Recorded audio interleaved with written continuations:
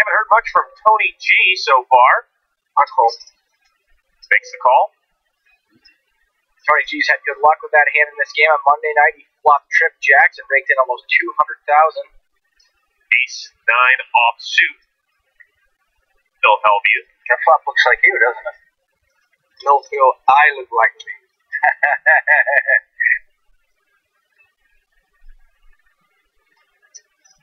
36,000. What are you going to do if I move on? You going to call? I'll be married right now. What the? This is why this show's so fun. Boy, oh boy, I don't think I have a choice here. This is so sick. Alright, man. Maybe a 10 slow. I mean, he was so happy. That was so unreal. I didn't mean to slow. Hold on. How many times do you want to deal it? Oh, hey, thanks for asking me. Who didn't believe that he was giving the straight dope there with that little bit left? Wasn't it like a little bit left? That's not a word slow roll. That's 6. No, that's not. When you know he's gonna call because he says it. You know, so Locke, why don't you just stay out of it? Why don't you stay out of it? Because you've been so far out of line to me, and every time we've played, and I'm just sick of it. So why don't you just mind your business? 12,600. But he's right. It was a pretty sick slow. I'm sorry, because I haven't done anything like that in my whole life. Were you folding? I can't get away from this. The whole speech. The guy's already in. He's already got 80% gold side. Well, you're the. He had 50,000 more. Did he have 4 times? 4 times. If it's filled up and made a full house, he's locked up at least 25% of this pot. Run 2. The turn. A king. There we go. Full house. That's what I'm talking about, baby. Get me down. If you granted twice, you got money back. Yo, damn, I said 4 times, though. Damn, didn't I? Holy snap. I gotta stand back up now. I thought it was only twice. Come on. The river's a 3. 15% dog. Ernest has won the second pot. So that's cool. I'm feeling good right now. Well, you're still alive. You're still alive. Our loose cannon will stick around. Round 3. A 7 of spades. Everybody's rooting for a spade. You now hit a king or a spade to win this run. The river. It is a spade. Hey, up 2-1. That's loose cannon. He's up 2-1. When did you go to the full tournament? hey, man, I just think of full house, man. It's like slow roll. One more time. One more time. Put a king ball out there.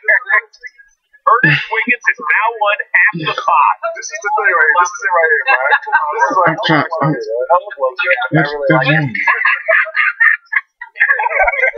Come on, one more. King. The final run. Ernest's odds continue to get worse and worse, but Phil looks sick anyway. A queen of the turn. Jack. There's a jack. What a jack. Jack, king. King or a jack? What time? There's what? 3 jacks left? The final river card. It's a king! Real! 3 out of 4! 3 out of 4! That's like the worst. Why is everyone so happy except Phil? Yes, I'm talking about. Oh, If you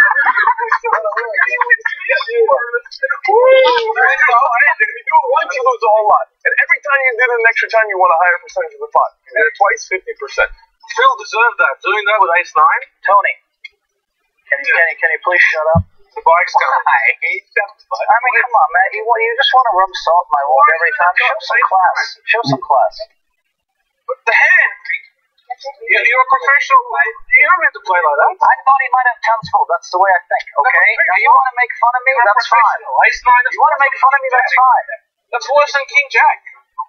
When you got so excited, I thought maybe you flopped tons full. That's all. So I mean, these people, they don't. Little bit better off. These people, We got a day in. We're part of day again. Ask Doyle. Ask Doyle. I mean, this is the way I play poker. So This is not a good move. You know I'm calling you with ace.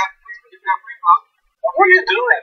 You're putting 12% of your chips I in. put in 74,000 like a 7-1 favorite. What do you want? Daniel loves that. That was so funny. Jeez. You got quartered. You get all that free money, buddy. Hey, that's what's up, man. Now you're back in the black. There you go. Thank you, buddy. So for the first time all night.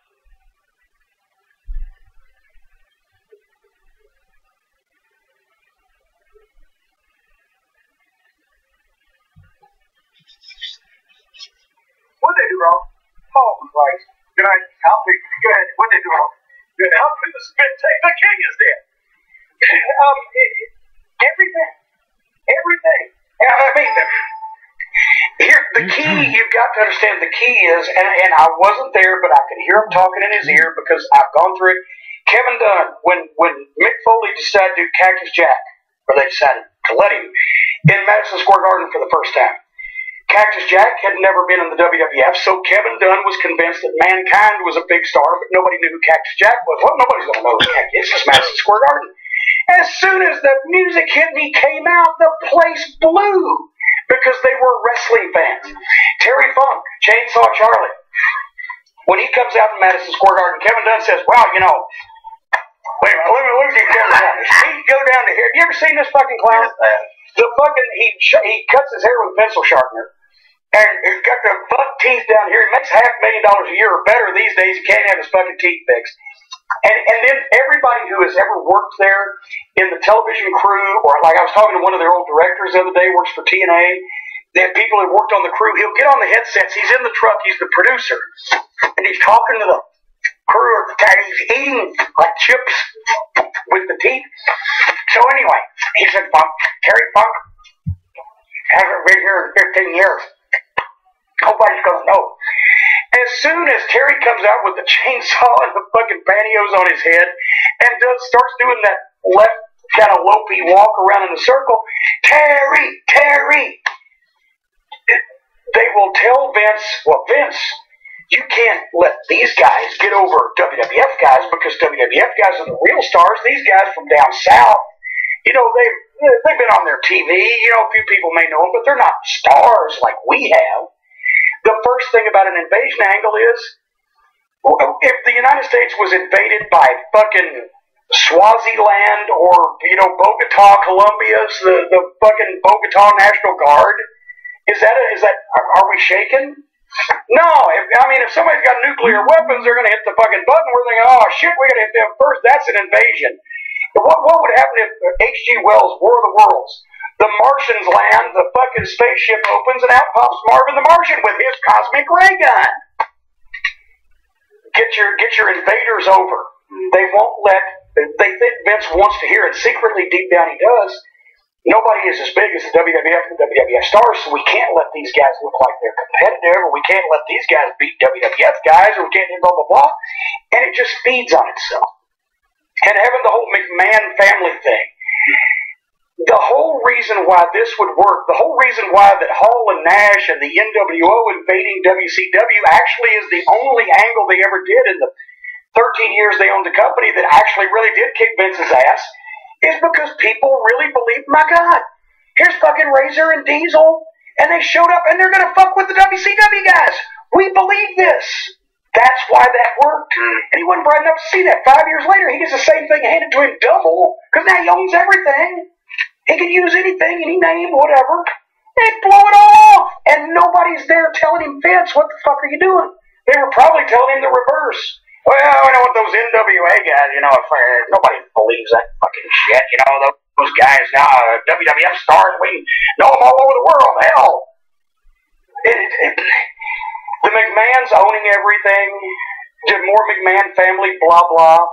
It should be a crime punishable by 3 to 5 years in the state penitentiary to let Shane or Stephanie on television just because everybody knows that it's like George Goulas with money. Everybody knows Daddy said sell. Everybody knows the only reason they're on television is because they're Vince's kids. Because they didn't do it on their own merits. I like Shane. Not too sure about Stephanie, the way she's run through fucking talent over the last 10 years, running people crazy and driving them out of business. But the point is, once that Shane owned one and Stephanie owned one and Vince had bought one, but now his family and there's Linda out there, what the fuck? It's WCW versus the WWF. We've been waiting for this for 20 fucking years. And this is what you give us? He hurt the fans' feelings.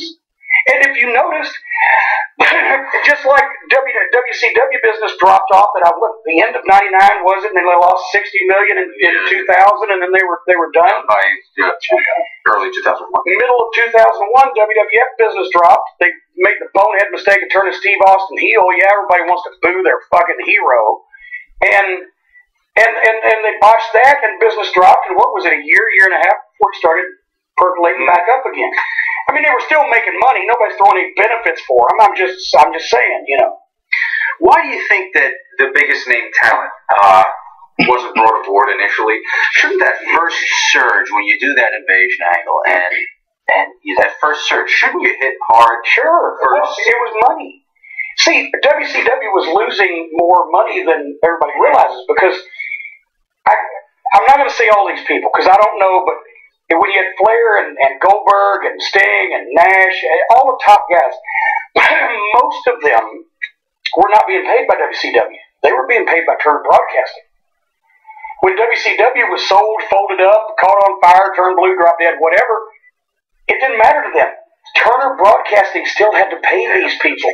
So if Goldberg is going to make $500,000 or what, I'm sorry if I'm shorting you, Goldberg, but whatever, large amount of money, to sit at home and do nothing for a year and a half, why is he even going to take the same amount of money to go on the road and get beat up every weekend? He's not. But the thing is, it was penny wise and pound foolish. If you're going to buy this thing and just fold it up, get rid of it, get rid of your competition, fine, just do that. Don't take anybody. Because look what he ended up with. We'll talk about these names in a minute, but my God, these guys, they were on 90-day outs. Every 90 days, he could say, go away, don't do this anymore. Didn't have to pay anybody anything. It was $75,000 a year, maybe $50,000 a year minimums. So he just, went to the dollar store and bought him a bunch of wrestlers. Most of them he didn't even want. He just figured, well, I bought the company, put them out of business. I don't want all these guys to be unemployed. These other guys making all this money, they can afford to be. If he wanted to do the biggest angle of all time, or if his creative team wanted to do the biggest angle of all time, they should have said, okay, we bought WCW for what? Somebody said $2 million, somebody said $4 million. I didn't write the check, don't know for sure, but ridiculous fire sale price. Let's put it, we just spent $30 million on a fucking restaurant in Times Square, for fuck's sake. We spent $20 million trying to sell people bodybuilding pay-per-views. We got 3 gay guys down at the Castro in San Francisco and a couple of fucking steroid manufacturers to watch a bodybuilding pay-per-view. We spent all this money on all these, the XFL, need I say more? They won't spend $5 million to buy the fucking top talent and do the biggest angle of all time, give them an easy schedule, work with them a little bit? Please. Anyway. What do you think about the decision smashing the companies together instead of trying to operate 2 separate companies? Well, with what they got, they had to smash it together. But of course, that wasn't going to work, and they should have known from the beginning. But there was nothing to sell, really. Well, you got the final Nitro, which is March 26th. Okay, the date that will live in infamy. In scrutiny, because they wait until May. In scrutiny, I spent a week there one time. In scrutiny, it's nice. You gotta go on the off season. May 28th is when they start the invasion. It's 2 months. Well, yeah, because they they hadn't figured out what the fuck they were That's what it was. yet. Yeah, they just didn't know.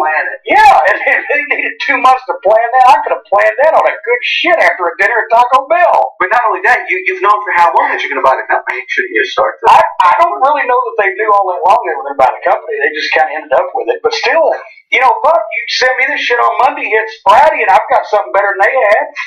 It's not that fucking hard. It's not rocket surgery or brain science. The first WCW match presented to the WWE audience was Buff Bagwell and versus Booker T. Scott Hudson, Arn Anderson announcing. What's going on? What's going on? No fucking. I mean, had those guys ever worked together before? Did it mean anything? The announce team had never worked together before. The 2 guys had never worked together before. I'm not knocking their ability, but it meant nothing. It wasn't Ric Flair versus Sting on the last Nitro. At least, you know, they had the farewell match or whatever the fuck. But I mean, there wasn't an invasion. Plus, by the way, here's a WCW match. They all work for us now. We own them. We can tell them what to do, and now we're going to have them here. They're trained monkeys, and we're going to pull the strings. How threatening was that to the life in WWF as we know it?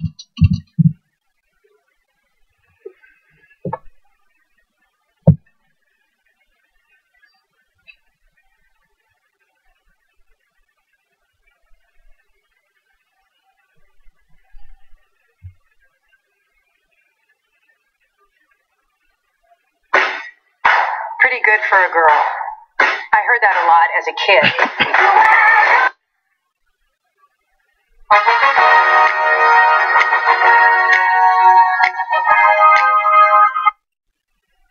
And speaking of crazy, this place is nuts for The Rock. The Rock surviving the first ever You're Fired handicap match Monday night on Raw, and he's back on SmackDown. You know what, Michael? I just realized something that The Rock probably doesn't even realize what he's doing here tonight. The Rock's on a mission and doesn't even know it. He's out here to defeat Kurt Angle. He thinks that Kurt Angle's cute, and Triple H is taking back.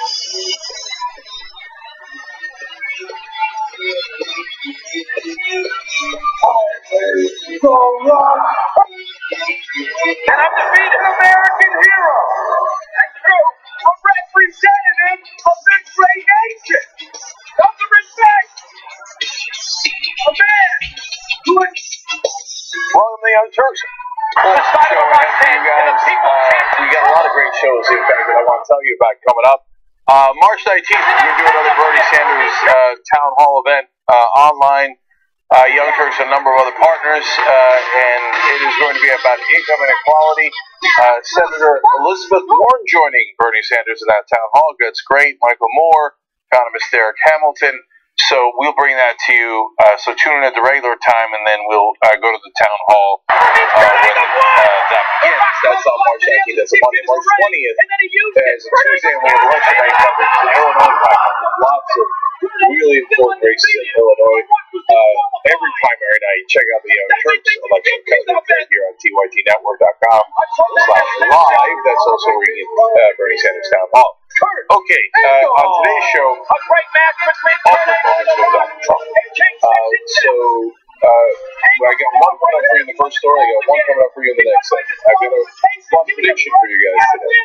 And an absolutely critical meeting that all of us now digging into. It's a meeting that I told you about almost a year ago now. And I said it would be a great import, and it looks like it is. So, all that on the program today. Let's get started. Gary Cohen's top economic advisor to President Trump is leaving. The sensible reason is he disagrees about the steel and aluminum tariffs. Now, as I explained to you in that host of News First Pro, nobody knows that, by the way. When the News First Pro, it's not about that. That's what everybody's reporting now. There's two reasons why Gary Cohen's leaving. One is they already got the tax cuts. That's trillions of dollars in tax cuts for corporations. That was his number one objective. Steel and aluminum tariffs are tiny in comparison. And number two, he's getting out before the indictments. It's in the White House in complete and utter chaos, and who the hell wants to stay in that building any longer than they have to? And Cohen thinks, we're not going to get anything else done, and so I got the tax cuts, and I'm out E5,000. So, and this is going to be his last cabinet meeting, so he's sitting on the side because he's not in the cabinet, he's an advisor, but Trump decides that he's going to say goodbye to him. Oh, no, don't, just be quiet, just let it go. No, instead of this. This is Gary Cohen's last meeting in the cabinet, of the cabinet, and he's been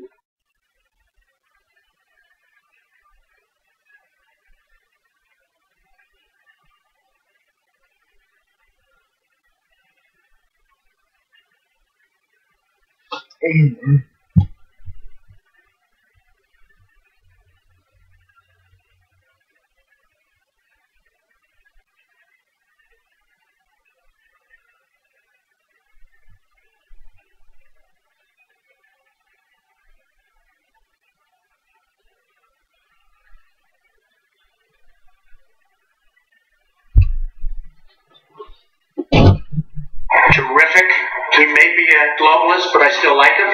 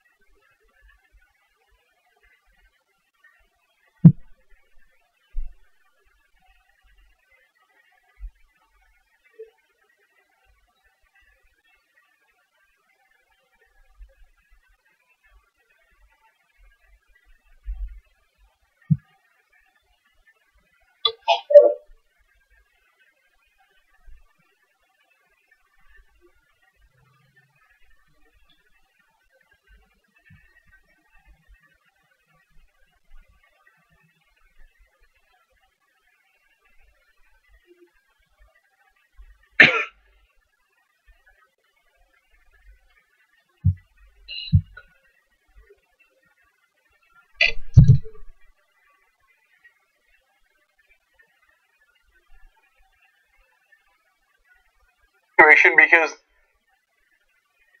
up and admits something that's true. Now, her overall statement, don't get me wrong, she's the press secretary for Donald Trump. Her overall statement is not true, but a part of it is. So that's really important. Let me show it to you, and then I'll explain. Made very well clear that none of these allegations are true. This case has already been won in arbitration, and anything beyond that, I would refer you to the president's outside counsel. And again, this case has already been won in arbitration. Anything beyond that, I would refer you to outside counsel. You said that there's arbitration that's already been won? By whom and when? By the president's personal attorneys, and for details on that, I would refer you to them. So what more can you share with us? I can share that the arbitration was won in the president's favor. Yeah, I've had conversations with the president about this, and as I outlined earlier, that this case had already been won in arbitration. Oops. Lawyer had a puzzled look on his face, and rightfully so. Did you say there was arbitration? When I saw the headline, I thought the same thing. What arbitration? It turns out there was arbitration in the case, which Sarah Huckabee Sanders should not have admitted, because that admits that Donald Trump is involved. It was hush money for covering up Donald Trump's affair. She should not have admitted that. Now, is it true? Absolutely true. No question about it. So, what's the untrue part of her statement? That he won the arbitration. So, they went to an arbitration hearing without Stormy Daniels. Michael Cohen, Trump's lawyer, called for a secret arbitration meeting. That's not how it works. You gotta let the other side know. So that arbitration meeting was nonsense anyway. Second of all, they didn't win it. They got a temporary restraining order saying, hey, Stormy Daniels, don't talk about this in public until we actually have the proceedings and conclude them. That is not winning an arbitration proceeding. She didn't even show up. She didn't even know what was happening. And number three, he didn't sign the contract. Trump didn't sign the contract. So you can't have an arbitration proceeding about a contract that doesn't exist. So about the substance of winning it, she's absolutely wrong. The fact that it happened is absolutely correct. Oops. So that then makes Trump apparently angry. CNN's Jim Acosta mainly doing the reporting here. I will have a summary here for you from the Hill. CNN's Jim Acosta reported that Trump is, quote, very unhappy with his press secretary after she acknowledged at a press briefing on Wednesday that Trump has been involved in a legal dispute with Daniels stemming from her allegations. So today, of course, the Trump White House is denying, mainly through Fox News. Sources tell Fox News, no, he's fine with it. No problem at all. So Sarah Huckabee Sanders came out for a press conference today. Oh, no, right, she didn't. She canceled the press conference, basically in hiding in a bunker. So if Trump is not upset with her, and there's no issues about what she said, they have a curious way of showing it. Let me give you one more of CNN reporting here. Abby Phillips again referring to Acosta's source, saying, according to this source, Sarah Sanders' comments were essentially putting the Stormy Daniels storyline on steroids yesterday. And in case you're wondering why Trump cares so much, he's had dozens of affairs. He's had dozens of women accuse him of sexual harassment and assault, which is far worse than any affair. Well, Stormy Daniels, in her latest court filing, said that she has texts and pictures. That's why he was trying to cover it up. And that's why he's upset at Sarah Huckabee Sanders for screwing up and admitting that it's real and that it is his contract, even though he didn't sign it. One last thing. People are getting all over Sarah Huckabee Sanders here, and I'm going to do an ironic defense. That job is impossible. Trump asked you to lie in both directions. It's not doable. Trump is not at all involved, but he won the case. But you can't do both. And then Trump tells you to do one thing, as he apparently told her, and then when she does it, and it backfires and blows up in his face, he doesn't want to admit that he's wrong because he's a child, so he says, no, you did it wrong. Gary Cohn left. Are you kidding me? Who can stand this guy? Of course he left. Everybody's going to leave. I'm surprised Sarah Huckabee Sanders has hung in there for that long. It's a miserable job to have. Okay. Now, let me go to my fun prediction, okay?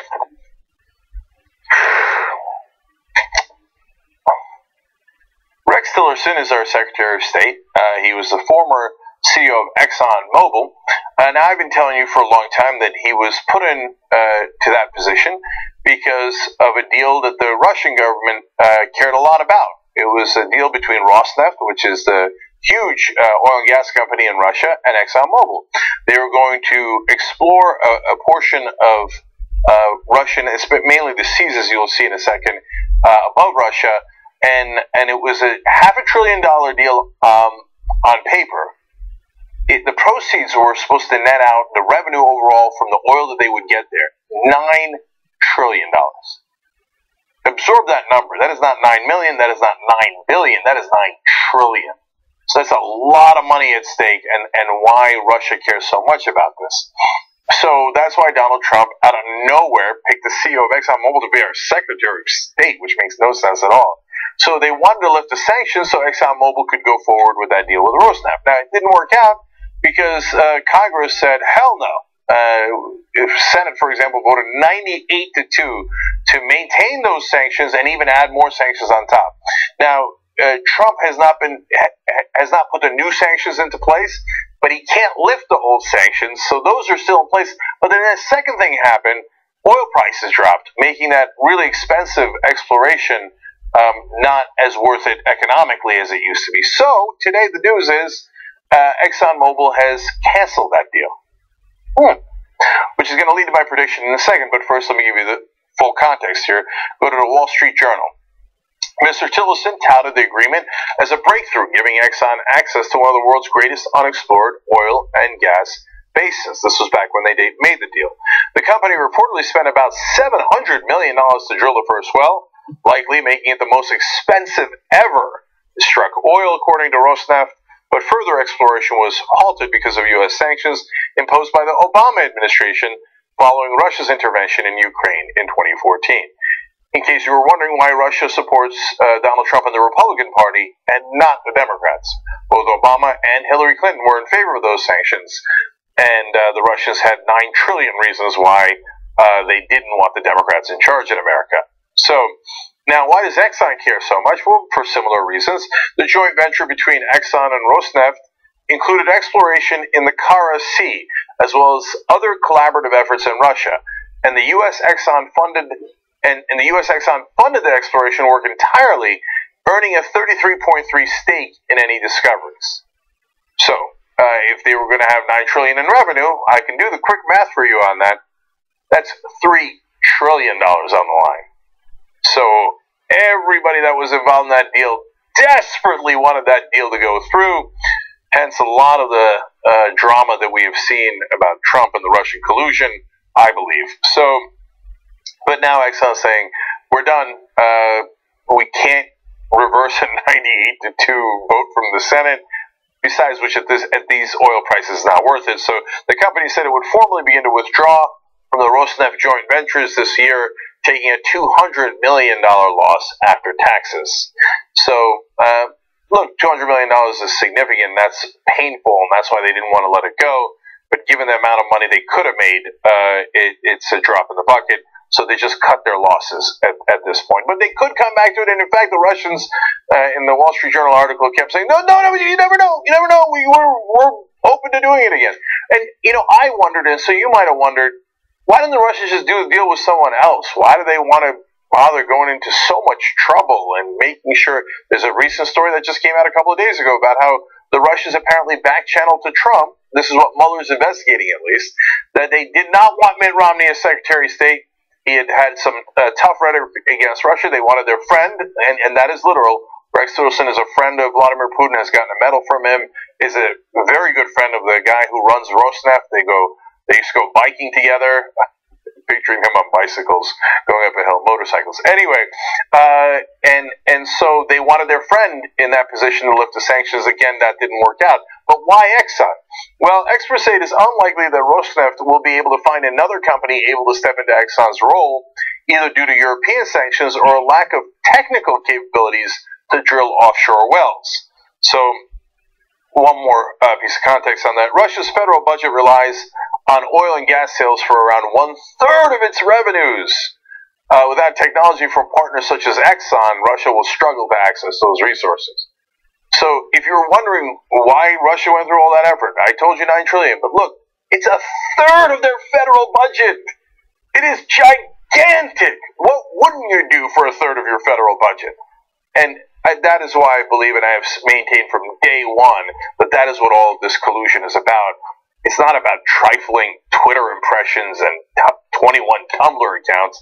This was the deal they were concerned about. So now, as usual, I have a fun prediction for you guys, and I will say it ahead of time, and you'll get to see if I'm right or wrong. I believe Rex Tillerson will leave the administration very soon. So, tick-tock, tick-tock. Now that the ExxonMobil deal is not going to happen with Rosneft, he has no reason to stay. The whole point of him going there was to lift the sanctions and do this deal. Now, they're going to start handing out indictments soon at the Trump White House. Anyone with 2 bits of sense is running for the hills. Hope Hicks is gone. McMaster's leaving. Obviously, Gary Cohn just left. Everybody had a different agenda. Gary Cohn's agenda was pass trillions of dollars in tax cuts for the rich and for huge corporations like Goldman Sachs where he worked. Rex Tillerson wanted huge deals for ExxonMobil where he worked. Now that he's not going to get that, he's going to leave. So, and at the time, they will say, "Oh no, he wants to spend more time with his family, and he disagreed with Trump on some trifling issue that's not really the issue at hand." But he is gone. He's gone because Exxon's not doing the deal anymore. This is how corruption works. Okay, now we're going to take a break. When we come back, we're going to talk about corruption. So Mueller finally apparently has some evidence and is working on that secret meeting that Erik Prince had with the Russians in Seychelles Island. I told you about that almost a year ago. Now you're going to begin to see how important that is as this whole case comes together, and that's why you're seeing all these people pull the chute from the Trump administration. If you don't think it's real, well, Gary Cohn does, and about a dozen or so people who left Trump's White House recently do. So we'll come back and I'll tell you all the details.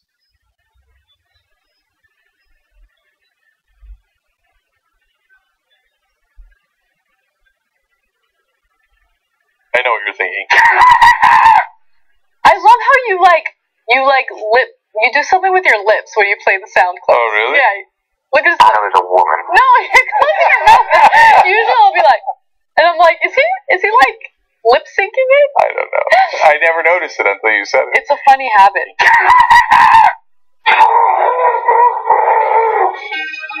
It's not human intelligence! TYT member. You're kicking me out the door. You're kicking me out the door.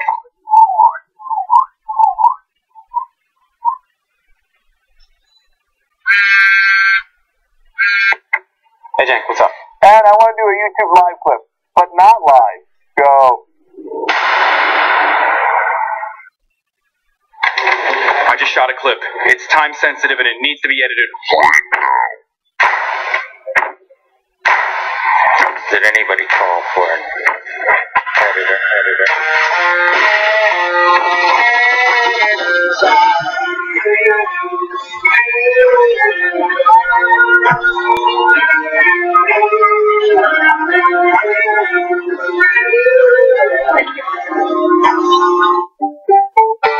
Need this in an hour?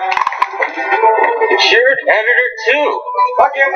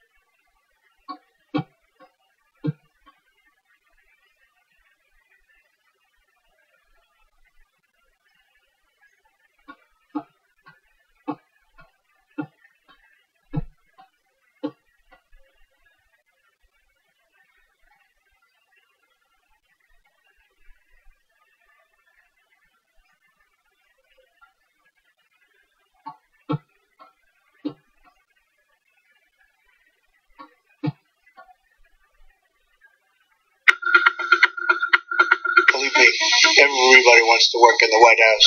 Everybody wants to be there.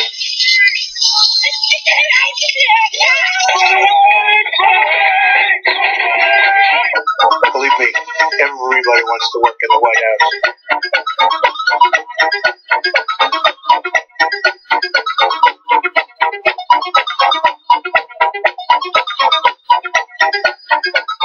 All right, back on the Young Turks. Zoe said, as soon as he said globalist, I immediately Googled to see if he was Jewish. Surprise, surprise. Not. Yes, so Gary Cohn is, in fact, of course, Jewish, and so calling him a globalist is particularly problematic.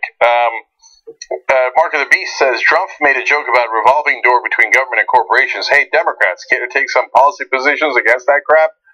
The answer is no, not really, no. And one last one here. Hot to Trotsky, fun handle, says costing Exxon $200 million minimum and $9 trillion at max is probably the best thing Trump ever did in his presidency. Okay, fair enough, except for given that Democrats had done those sanctions, that money was already gone in a sense.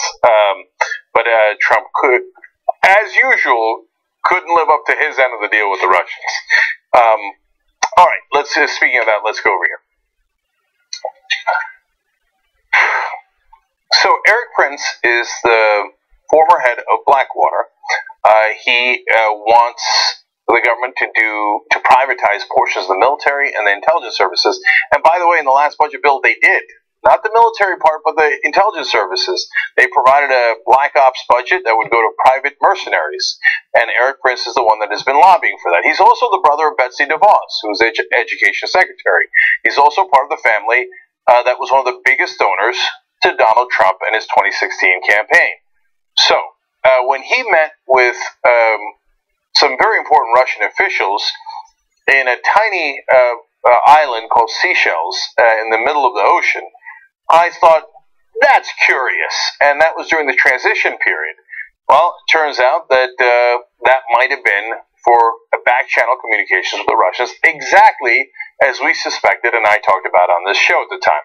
So we're going to show you that clip in a second, but let me give you some background. In January of 2017, so again, as part of the transition time, Eric Prince, the founder of the private security company Blackwater, met with a Russian official close to Russian President Vladimir Putin and later described the meeting to congressional investigators as a chance encounter that was not a planned discussion of U.S.-Russia relations. Now, let me show you how amusing that is. I'll show you a map of where Seychelles Island is. Yeah, Eric Prince, deeply connected to Donald Trump, happened to be off the coast of Africa in this random island in the middle of the ocean, and lo and behold, so was one of Putin's top henchmen. What a wonderful, hilarious coincidence. Come on. Now, when the story of that meeting was first reported, almost a year ago, I had this to say about it. So let me get this right. Eric Prince does a secret meeting with the Russians in Seychelles Islands. And at the same time, we've got Russian banks and the other part of the DeVos family that Eric Prince is part of, pinging this Trump server in the middle of Pennsylvania. And you think those things are not connected. I got news for you. They are significantly connected. Now, the question that could change history, and I'm not using hyperbole here, I mean it literally, is can they prove it? Well, it turns out Robert Mueller, the special counsel, is now looking into if they are in fact connected and in fact is part of the deal. So, one more context and amusing denials here. Last year, Prince told lawmakers and the news media that his Seychelles meeting with Kirill Dmitriev, the head of the Russian government-controlled Wealth Fund, was an unplanned, unimportant encounter that came about by chance because he happened to be at a luxury hotel in the Indian Ocean island nation with officials from the United Arab Emirates. That's another funny part of the story. The UAE brokered the deal, apparently with a guy named George Nader that I'm going to tell you about in a second. And so you've got incredibly important people from the UAE government. You got Eric Prince, and according to other witnesses, he represented himself as the Trump envoy at that meeting with the head of the Global Wealth Fund for the Russians. And he says, I mean, of all the bars to walk into in the middle of the Indian Ocean, they happen to walk into mine. Come on. Who is naive enough to believe that that was an actual coincidence? That's preposterous. Okay, so we find out today in the Washington Post, Special Counsel Robert Mueller has gathered evidence that a secret meeting in Seychelles just before the inauguration of Donald Trump was an effort to establish a back channel between the incoming administration and the Kremlin. So, how did they get this evidence? Well, there's a lot of different ways they could have gotten it, but one guy is George Nader, a wealthy businessman from the Middle East who brokers these kind of deals and meetings. So, George Nader, a Lebanese-American businessman who helped organize and attend the Seychelles meeting, has testified on the matter before a grand jury gathering evidence about the discussions between Trump transition team and the emissaries of the Kremlin. If Nader was in the meetings where they actually discussed the back channel deliberations and how the Trump administration would secretly talk to the Kremlin, and Nader testified about it, good night, Irene. But we don't know because it's secret. It's part of the grand jury proceedings. We know that they've got somebody who was there, and he has testified. Okay, we're nearing the end game here, guys. Investigators now suspect the Seychelles meeting may have been one of the first efforts to establish such a line of communications between the two governments. These people said Nader's account is considered key evidence, but not the only evidence about what transpired in Seychelles, according to people familiar with the matter. Okay, well, if they've got a number of different kinds of evidence on that, the Trump administration is in even bigger trouble. If you're wondering, hey, what's the big deal? The Russians and the Americans, we communicate. We communicate with the Canadians, the Chinese. Yeah, there's official communication lines, but those are monitored. They wanted unmonitored, unofficial communication that the rest of the U.S. government didn't know about. Gee, I wonder why. I wonder if it was to do perfectly legal things that they could have done under normal channels, or to perhaps do things that they didn't want monitored because they were not so legal. Come on, this is so obvious. It's so obvious. Okay, anyway, let's finish up here. Nader, by the way, not related as far as I know to Ralph Nader, who would be deeply embarrassed about all this. Anyway, George Nader and the Seychelles meeting are also of interest to Mueller's team as it examines whether any foreign money or assistance fueled the Trump campaign, and how Trump officials during the transition and early days of the administration communicated with foreign officials, particularly Russians. Look, I've always maintained that I think that the Russian interference in the election is very important as it relates to them getting into our voter registration rolls. They didn't get into the votes, but that would be the next step, and I'm very concerned about that. I am not that concerned about Twitter trolls that they had, or 21 Tumblr accounts that they had. And so the Russians funneling money into the election, there was another story out about how they funneled $10 million to the NRA, who then gave it to Trump. That would be problematic. That's a significant issue of foreign interference and money being funneled, which is illegal. You cannot have foreign money in our elections. But overall, I don't think that's why Hillary Clinton lost the election. I think she was a terrible candidate. There were many reasons why she lost the election. I'm not worried about that nearly as much as I am about, does Donald Trump have a secret deal with them, maybe relating to the sanctions being lifted for the ExxonMobil Rosneft deal? That was the original idea, I believe, back then. But whatever the particulars of that deal might be, does he have a deal where he is asking the Russians for what to do when he's our president? That is massively problematic, and of course would and should cost them the presidency. Would, but probably won't, I should say should, but probably won't get him jail time. But it's not, the investigation is not concluded, and if it turns out I'm wrong, and they just happen to run into each other at Seychelles and have a drink, and they talked about fantasy football and went home, okay, then Mueller will find out, and those witnesses will tell him. If it turns out that I was right about it, and by the way, if I'm wrong about it, I'll come out here and I'll tell you guys, hey, sorry, I thought it was a secret deal, but it turns out it wasn't. My bad.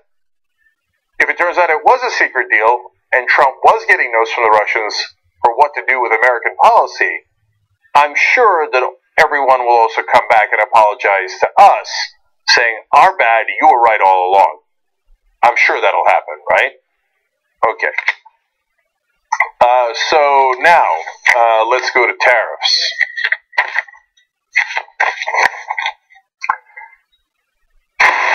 Okay. When Donald Trump first announced that he was going to do tariffs, 25% on steel and 10% on aluminum, he did it impromptu, and he caught everybody off guard. They had no papers ready for it to brief Congress. They didn't have the legal part of the deal set up yet because Trump just got frustrated, came out one day and blurted out, "After the tariffs," because everybody was trying to talk him out of it. Now, I told you at the time, it doesn't mean they're doing the tariffs. Trump doesn't know what he's talking about, and they will work him over, and he'll change his mind 8 times between now and then, and here we are. So let me give you a chronology. We go to alternate here. When Trump initially decided on the plan, he reportedly said that 25% tariff on foreign steel and 10% tariff on foreign aluminum would apply to all countries because otherwise everyone would ask for an exemption. That's right. Now, what happened since then? Well, all of a sudden, a little bit of a backpedal. You got this statement. There will be an exemption procedure for particular cases where you need to have exemptions so that businesses can move forward. But at this point in time, there'll be no country exclusions, said the White House National Trade Council director. So that's backpedal number 1. Well, we're not, okay, fine, there could be exemptions. He said no exemptions, but there will be. But it won't be based on countries. Individual companies can come and ask for handouts through crony capitalism, and we'll do it that way. Okay. Well, then Sarah Huckabee Sanders came out and said, there are potential carve-outs for Mexico and Canada based on national security, and possibly other countries as well. Based on that process, that would be a case-by-case and country-by-country basis. So that's backpedal number 2. Well, I mean, did we say no exemptions? Did we say no country exemptions? We meant country exemptions. Canada and Mexico will be excluded, and maybe others as well. By the way, Mexico, the country with the 4th largest imports into our country for steel and aluminum, so that's pretty big with Canada, number 1. So when you exclude number 1 and number 4, well, those tariffs have lost a lot of its meaning, let alone the other exemptions that are coming. So why did Trump change his mind, and who worked him over? The most obvious thing in the world, the donors. So, as Talking Points memo explains, business leaders, meanwhile, continue to sound the alarm about the potential economic fallouts from tariffs, with the president and CEO of the U.S. Chamber of Commerce raising the specter of a global trade war.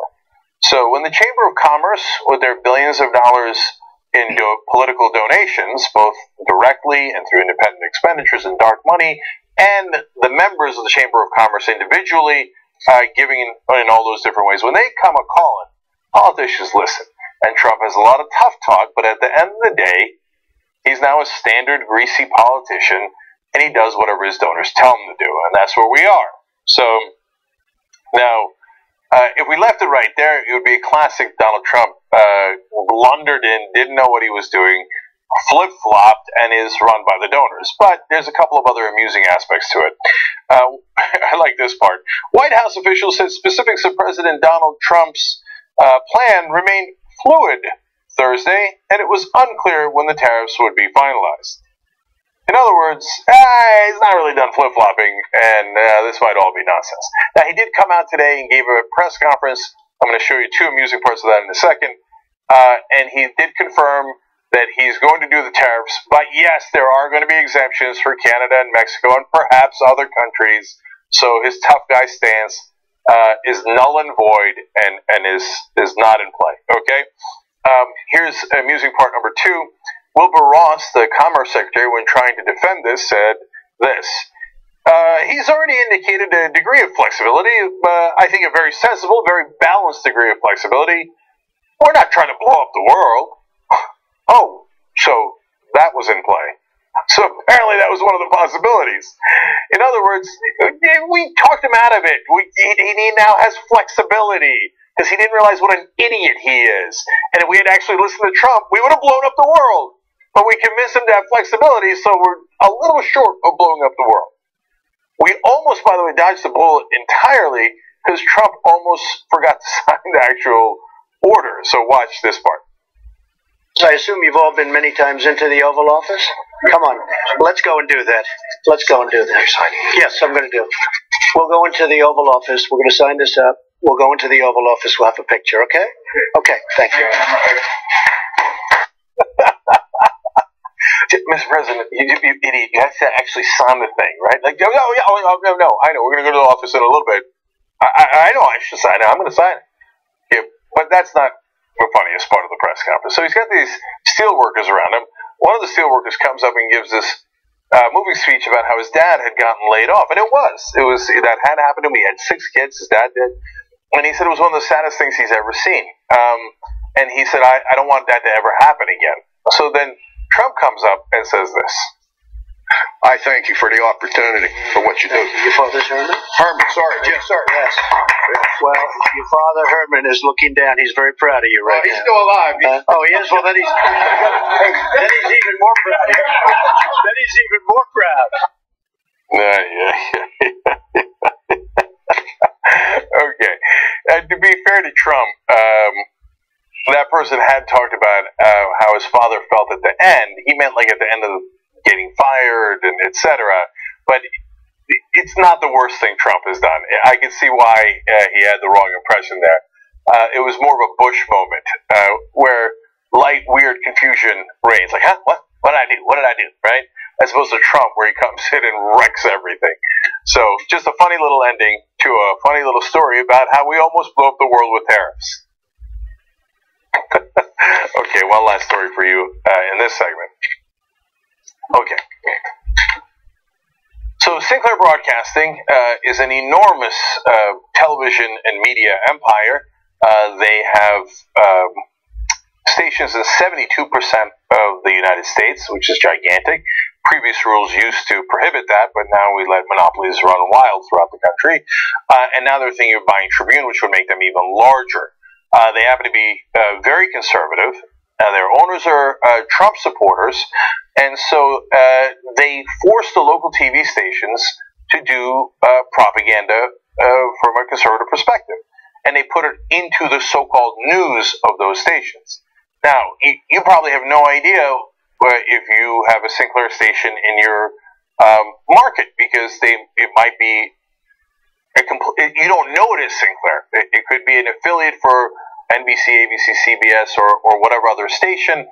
It's not necessarily labeled Sinclair. And so they tell their anchors, and they did in this newly discovered memo by CNN, appear to be neutral. Don't even wear red or blue or purple ties or outfits, because you want to give the appearance of neutral journalism.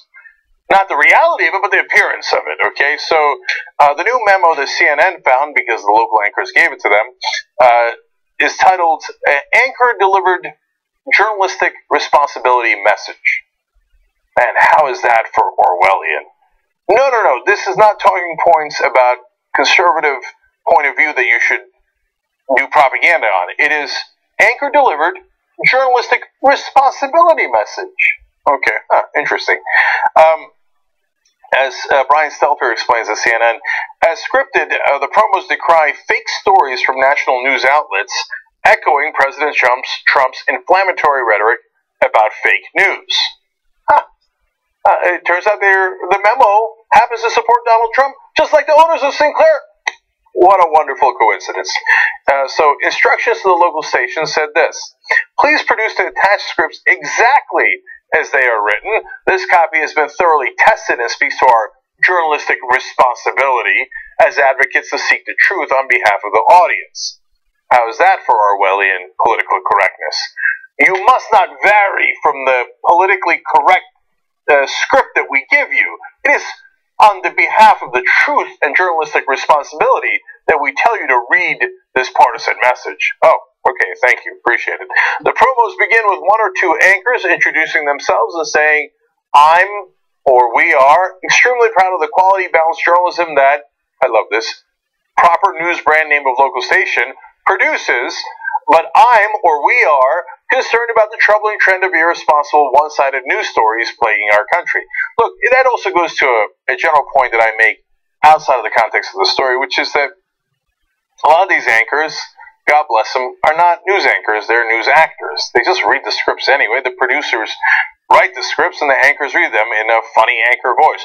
Today, live at 5, there's a fire raging, and by the way, Donald Trump is awesome, if they work at Sinclair, right? But look, some of the anchors there were journalists enough to be outraged by this and make sure that the word gets out on it, so bless their hearts on that. So So they tell him to read the script and don't veer away from the script and pretend as if it's you. Like, I, Bob Johnson, working at, make up a station, WERT here in Missouri, think that this is a great idea. Okay, I get it. So, as Stelter then explains, then the media bashing begins. The, quote, sharing of bias and false news has become all too common on social media. The script says, continuing to quote the script, more alarming national media outlets are publishing these same fake stories without checking facts first. Unfortunately, some members of the national media are using their platforms to push their own personal bias and agenda to control exactly what people think. This is extremely dangerous to our democracy. So now the national media they're referring to, of course, CNN, MSNBC, New York Times, Washington Post, the people that Donald Trump calls fake news. So, and they do it under the guise of caring about the fact that they are saying those outlets are trying to control what people think, as they're doing a memo about how you should control what people think. Unbelievable. All right. So they have been doing this for quite some time. This is not the first time that Sinclair has been on the news for pushing Trump and conservative propaganda. And so Stelter gives you background on that. Most noticeably, pro-Trump commentaries by former Trump aide Boris Epshteyn have come into local news time. And Epshteyn, by the way, is a guy famously, as the campaign was winding down and they thought they were going to lose, they were doing what they thought was going to be Trump TV afterwards. And he's the one that said, let's see if I got it here. Yep. Sarabies! They took Sarabies and put him on TV pretending that he's neutral. Preposterous. Okay. Local journalists have also bristled at the so-called must-run packages about subjects that aren't relevant to local audiences, but that are hot-button stories for conservatives. The Terrorism Alert Desk is a regular segment about security threats around the world. So one piece of propaganda after another, not as ads, but as part of the local news. The promos are supposed to start airing. These new promos are supposed to start airing on local stations later this month. The instructions sent to station news directors say that the 60 and 75-second spots should run frequently to create maximum reach and frequency. As George W. Bush used to say, you gotta kind of catapult the propaganda for it to work. The instructions to local stations say that the promos should play using news time, not commercial time, like the Epshteyn commentaries. This takes away from local news time. Sarabies! Okay, for those of you who didn't see that, was just an amusing episode where Epshteyn was just yelling that through the office and getting people psyched about Trump TV. Well, we didn't get Trump TV. Instead, what we got was Sinclair Broadcasting. So, well, how do the local anchors feel about it? Here are some quotes. At my station, everyone was uncomfortable doing it. That's an anonymous anchor at a Sinclair-owned TV station. Here's another quote. This is so manipulative. And then one more. A different anchor said, I felt like a POW recording a message. So that's what's going on at Sinclair. While they're pretending to be neutral, they're basically making their anchors do hostage videos supporting Donald Trump. All right. I am out of time. We're going to take a quick break here, and we got a lot more coming up for you guys, including, unfortunately, another African-American viciously assaulted, but this time over a really important issue, jaywalking. We have the tape, and we have the results of what happened when we return.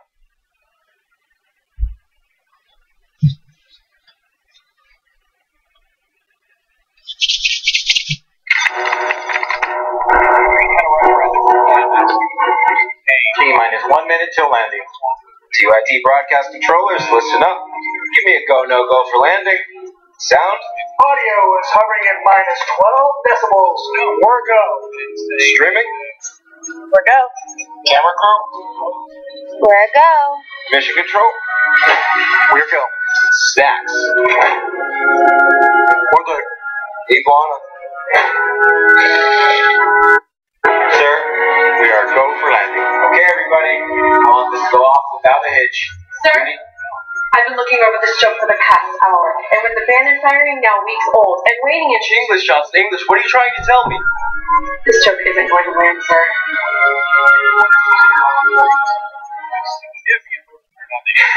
Okay, everyone. Forget the old plan. From this moment on, we're improvising a new joke.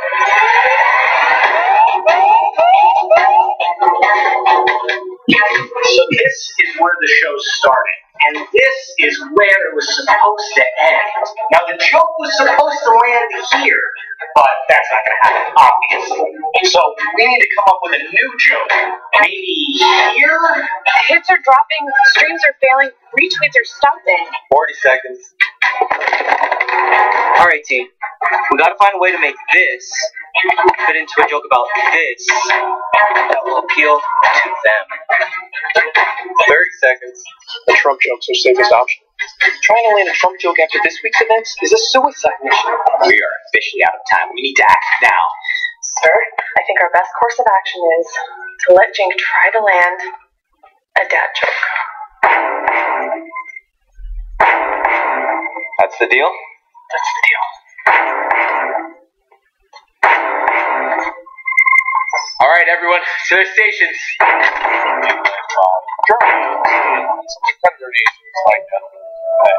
Cameras, position. Social media team.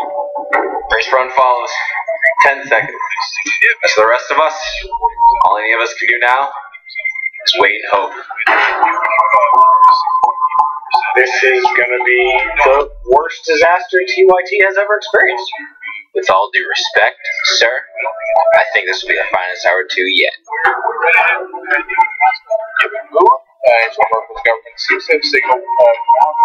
Jink.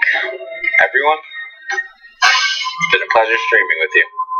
Greek Prime Minister immediately picked up the phone to Putin and said, "You Putin any money yet?" Okay, anyway. TYT crew, the joke has landed.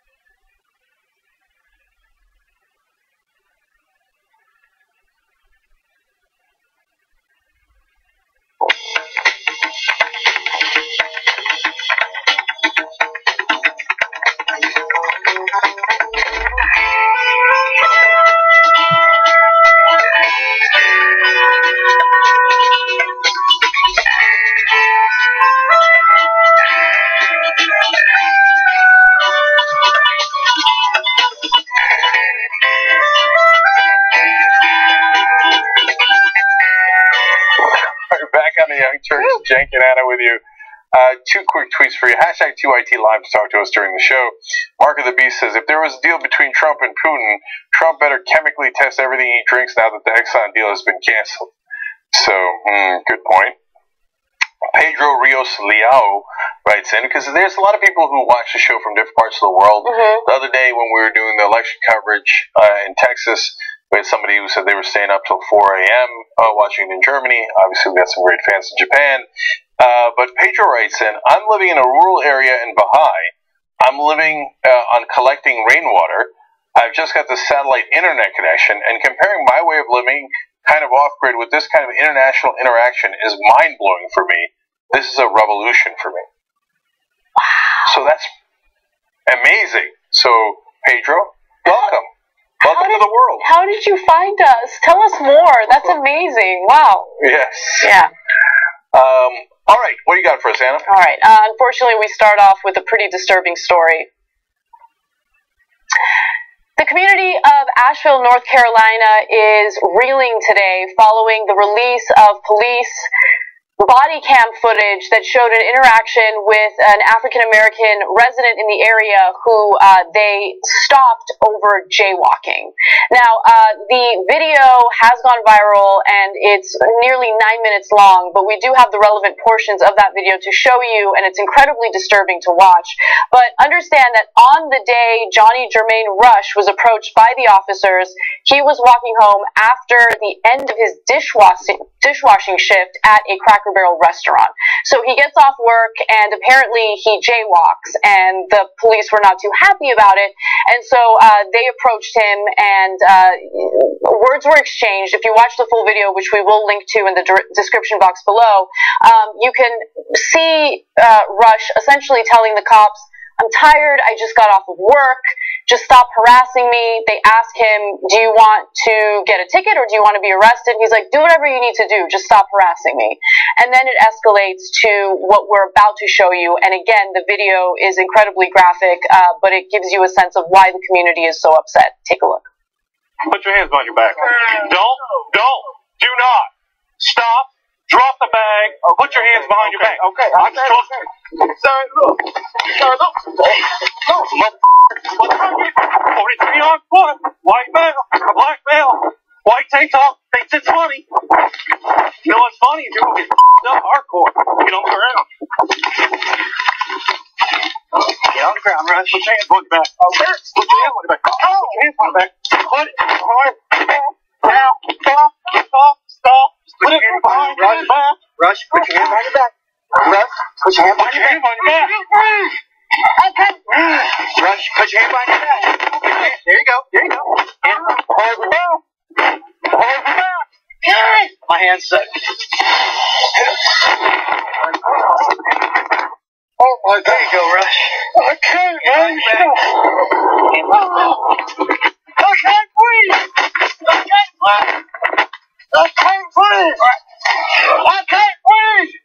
I can't breathe. Oh my God.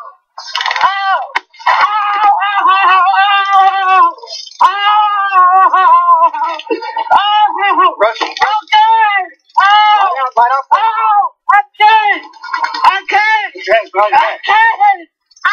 Put your hands behind your back.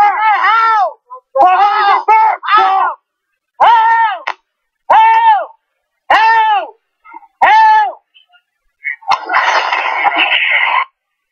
So luckily, Rush didn't die from that interaction.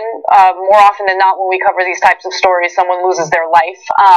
But there were two cops present at this scene. One of them was Officer Chris Hickman, who's been with the police force for some time, and then he was with a trainee by the name of Verino Ruggiero, and he has not resigned. He is still employed by the police department. However, Chris Hickman has since resigned since this incident, and also the police chief, Tammy Hooper, said that she would be happy to resign if that would quell the public discontent. I'm sick of it, man. I'm sick of seeing this. All right, look, obviously there's a racial component. This area is 12% black, and very segregated. And I'm tired of seeing the cops pushing down a black guy's head into the concrete, etc. But there's arguably an even bigger class component to it. So he was jaywalking. Look, I keep using Beverly Hills as an example, but it doesn't matter. In Asheville, North Carolina, if there was a businessman and not a dishwasher, you think they're going to treat him like that? You think they're going to tase him over and over again? You think they're going to grind his head into the ground and punch him in the head 4 times? They're not going to do that to a guy that's a doctor or a lawyer or a businessman or the most important person in America, a political donor. Right? They're not going to do that to him, and you know it. And so then they wonder why not just the poor but the middle class are tired of oftentimes literally being crushed. And we feel the weight of that power crushing us, and I'm sick of it. We're all sick of it. And so then some people will say, well, look, he should have done what the cops said. Okay, well, first of all, he was jaywalking after a long day. Just, what are you picking on him for? Again, if he was in a suit, there's no way the cops stop him. And you know that. You know it for a fact, okay? But let's say that they do, right? And then they get into this altercation.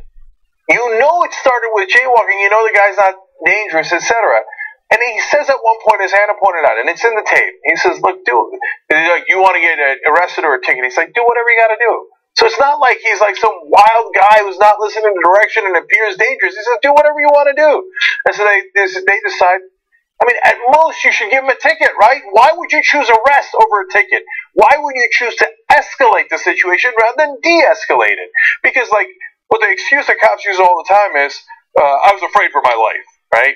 The dude's a jaywalker, and he told you to write him a ticket, and instead of writing him a ticket, you chose to arrest him to escalate the situation. Then, of course, the number one thing the right wing will say is, why do you run? Well, if this is how African Americans get treated day in, day out, all across the country, what would you do? Would you be like, oh, great, the cops are here. I bet they're here to help me. No, you get scared. You get legitimately scared. Also, I mean, look, there have been instances where a person has been shot and killed by a cop even after complying and being incredibly careful. So Philando Castile is the person who, comes to mind off the top of my head. He literally told the cop, I have a licensed gun in the vehicle. Cop asks him to, show license and registration, and as he reaches for it, shot and killed.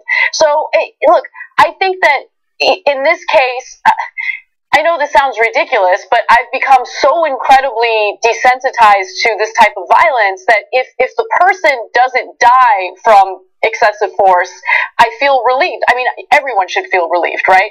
But you see these stories throughout the country, and in a lot of cases, people don't make it alive, and I'm so happy that he didn't lose his life over this. Now, he did get charged following the incident, but the charges were later dropped. Police records show that he was charged with second-degree trespass, impeding traffic, assault on a government official, and resisting a public officer.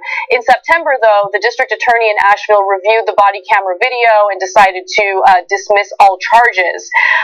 Also, I wanted to show you another very short portion of the video because it kind of gives you a sense of how the cops felt about this whole situation after it had gotten physical. Take a look. You okay? Oh, man. Got blood all over me from his face. So backup arrives, they ask if he's okay, they ask the cop if he's okay, and he says, I have blood all over me from his face. So they're not worried about the guy who's bleeding from the face. They're worried about the guy who has the blood from the face on his arm from after assaulting him. So, look, that's the other thing that annoys me about the police state that we live in. And so some people say the body cameras are not enough, but it's a good start because they catch stuff like this, and your cell phones catch things like this. Before, this happened nonstop, we just never saw it, right? And then if anybody complained about it, they're like, oh, yeah, probably a criminal complaining about good cops, right? So what are they charging him with? The second-degree trespass, impeding traffic. So I wanted to see in the video, because I read about it first, then I'm looking at the video, to see who was impeding traffic. He had already crossed the street. Then they stop him, and then they are all over the street. The guys who were impeding the traffic were actually the cops. Well, if you cared about impeding traffic, you wouldn't have bothered to do all this crap in the middle of the street. So I want to focus on silver linings, and I know that sounds crazy, but just hear me out for a second. First of all, district attorney drops charges, and my guess is because he did review that body cam footage and saw that he was not impeding traffic, and then trespassing where? That's public space. He did not trespass anywhere. So the charges were dropped. That's a good sign. Here's another good sign, though.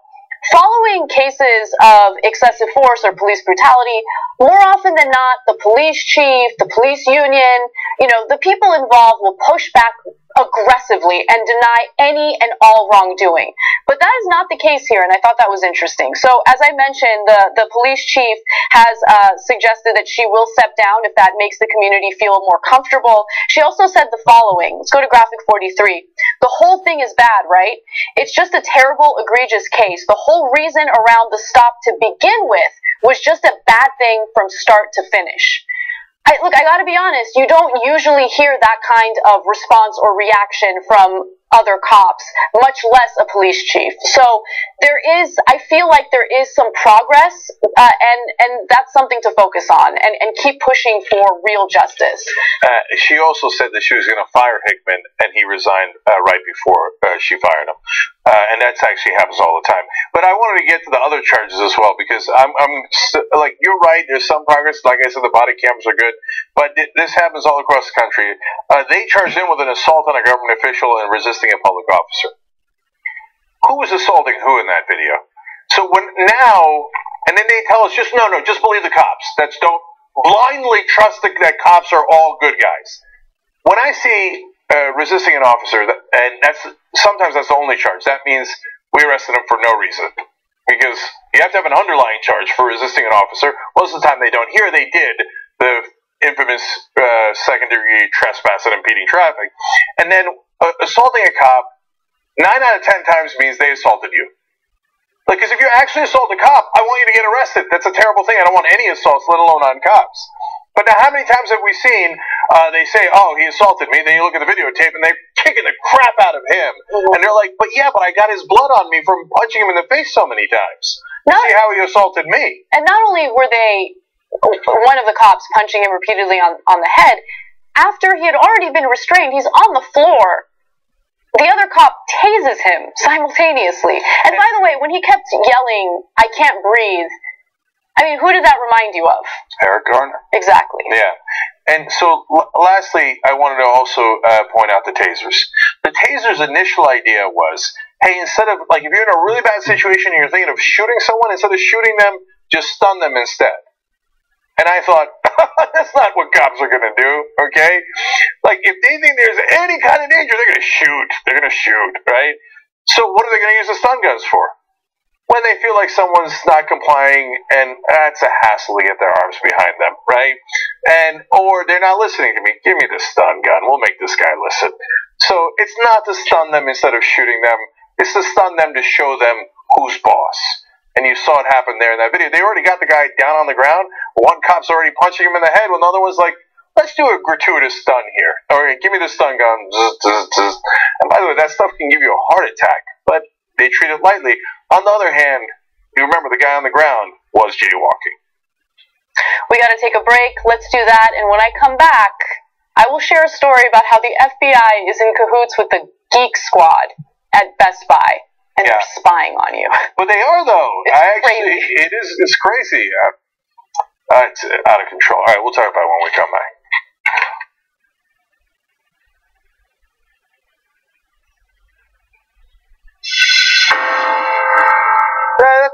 That's a pretty good number. We were doing a press release on it, and I got all worked up. And I said, okay, well, that's probably the size of the U.S. population. You know what our next target is? The size of the entire world on the road to 6 billion. Although by the time we hit it, it'll probably be 7, maybe 8 billion. Not a big deal. A couple of days ago on the TYT network, we passed 1 billion views. What the hell? What the hell? No, that's a big freaking deal. 2 billion views. What now? Sorry. What did we do? 2 billion? 2 billion. They said it couldn't be done, but it was done. We just crossed 5 billion views on YouTube. I mean, imagine 10 years ago thinking, one day, you're like, are you nuts? Yes, first crosses 6 billion views. They said you couldn't do it. You can't change the media. Don't try. Well, here we are. We're changing the media. Thank you, thank you, thank you.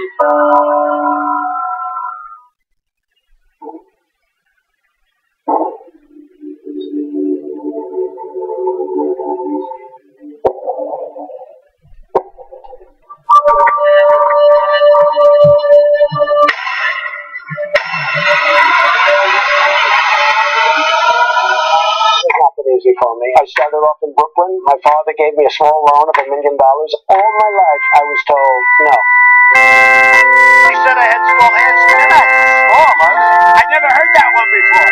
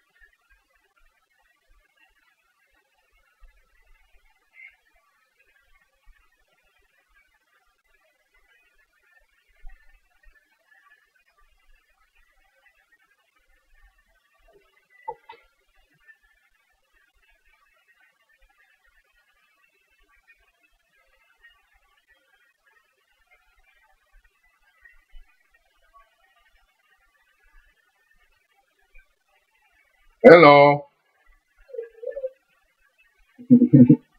Hello.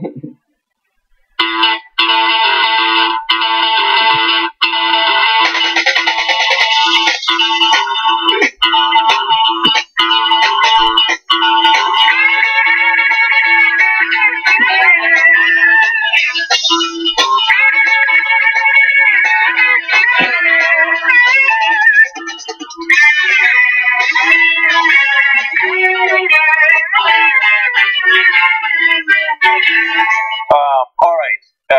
We've got a lot of tweets for you guys. We've got breaking news for you guys. And I forgot to tell you that after the Young Turks today, Rebel headquarters has Dennis Kucinich.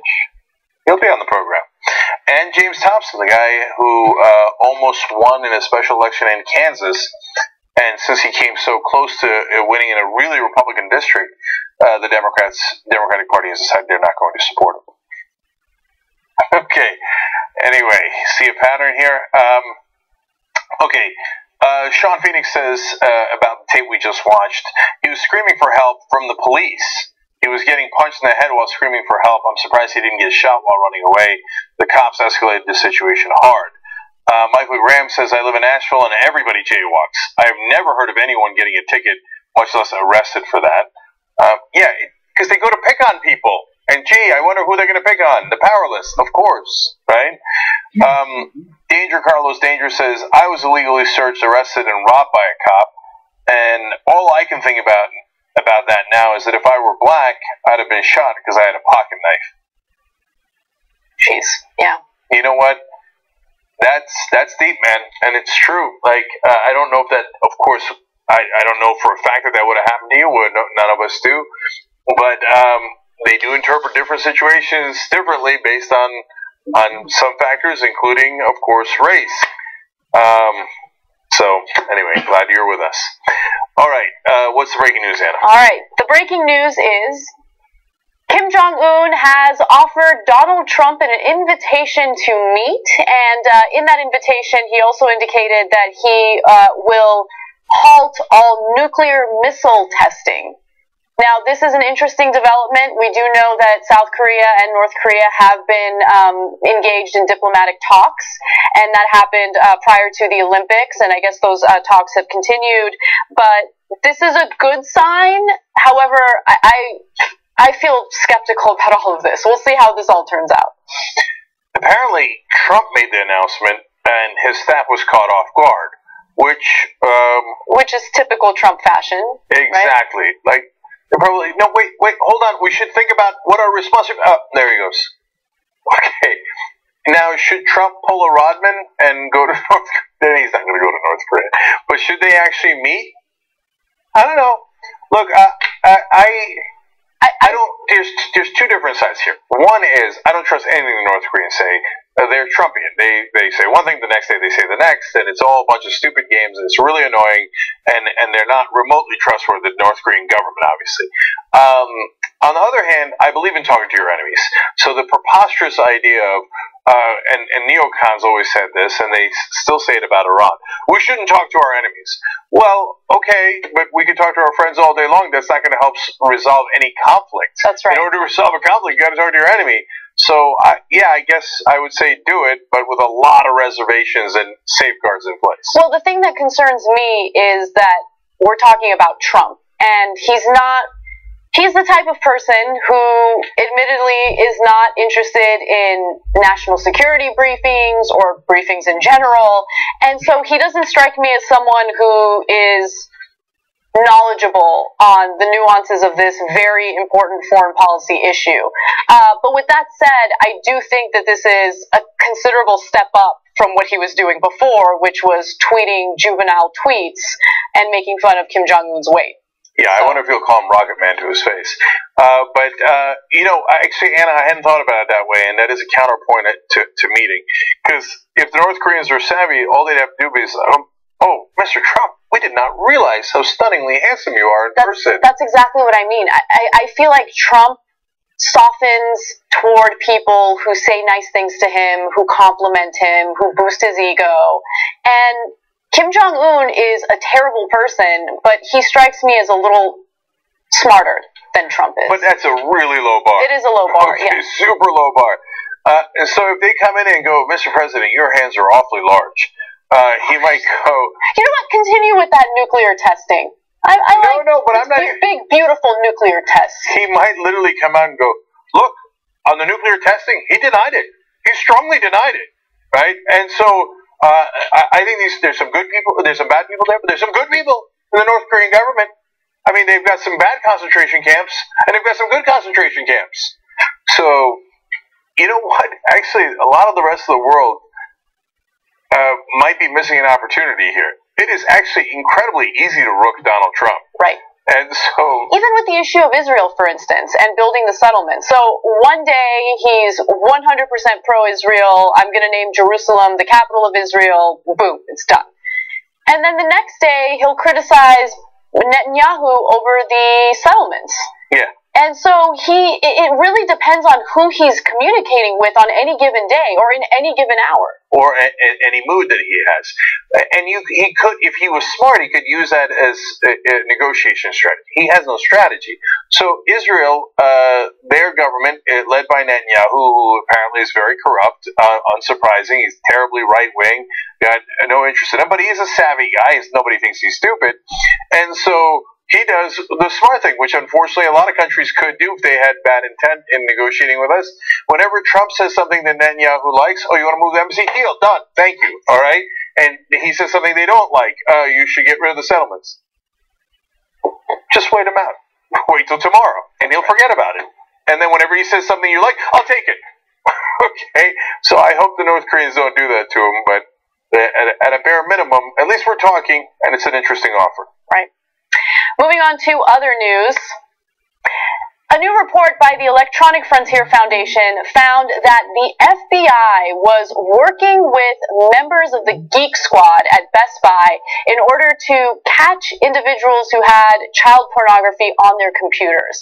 So the idea here was that if someone had computer issues and the Geek Squad was working on that computer issue, the FBI would pay members of the Geek Squad to turn in that person if they had pornographic child pornography on that computer. So this is a little bit of an issue because, of course, the FBI, any law enforcement, should have a warrant before going through anyone's computer. And in this case, the Geek Squad essentially worked as an arm of the FBI because they were informants. The FBI paid Best Buy Geek Squad employees as informants, rewarding them for flagging indecent material when people brought their computers in for repair. So how did this case even come about? Well, of course, it involved one specific individual who fought back. His name is Mark Rettenmeier. He's from Orange County, California, a physician and surgeon. He took his computer in for repair when it wouldn't boot up. Now, he faced child pornography charges after a Geek Squad employee flagged his computer to the FBI. So he had child pornography on his computer. That's obviously an issue. But here's the thing. If you obtain evidence in an unlawful way, that evidence gets thrown out in court, and that's exactly what happened here. A federal judge threw out almost all the evidence because of false and misleading statements an FBI agent made in an affidavit to get a search warrant for the defendant's house.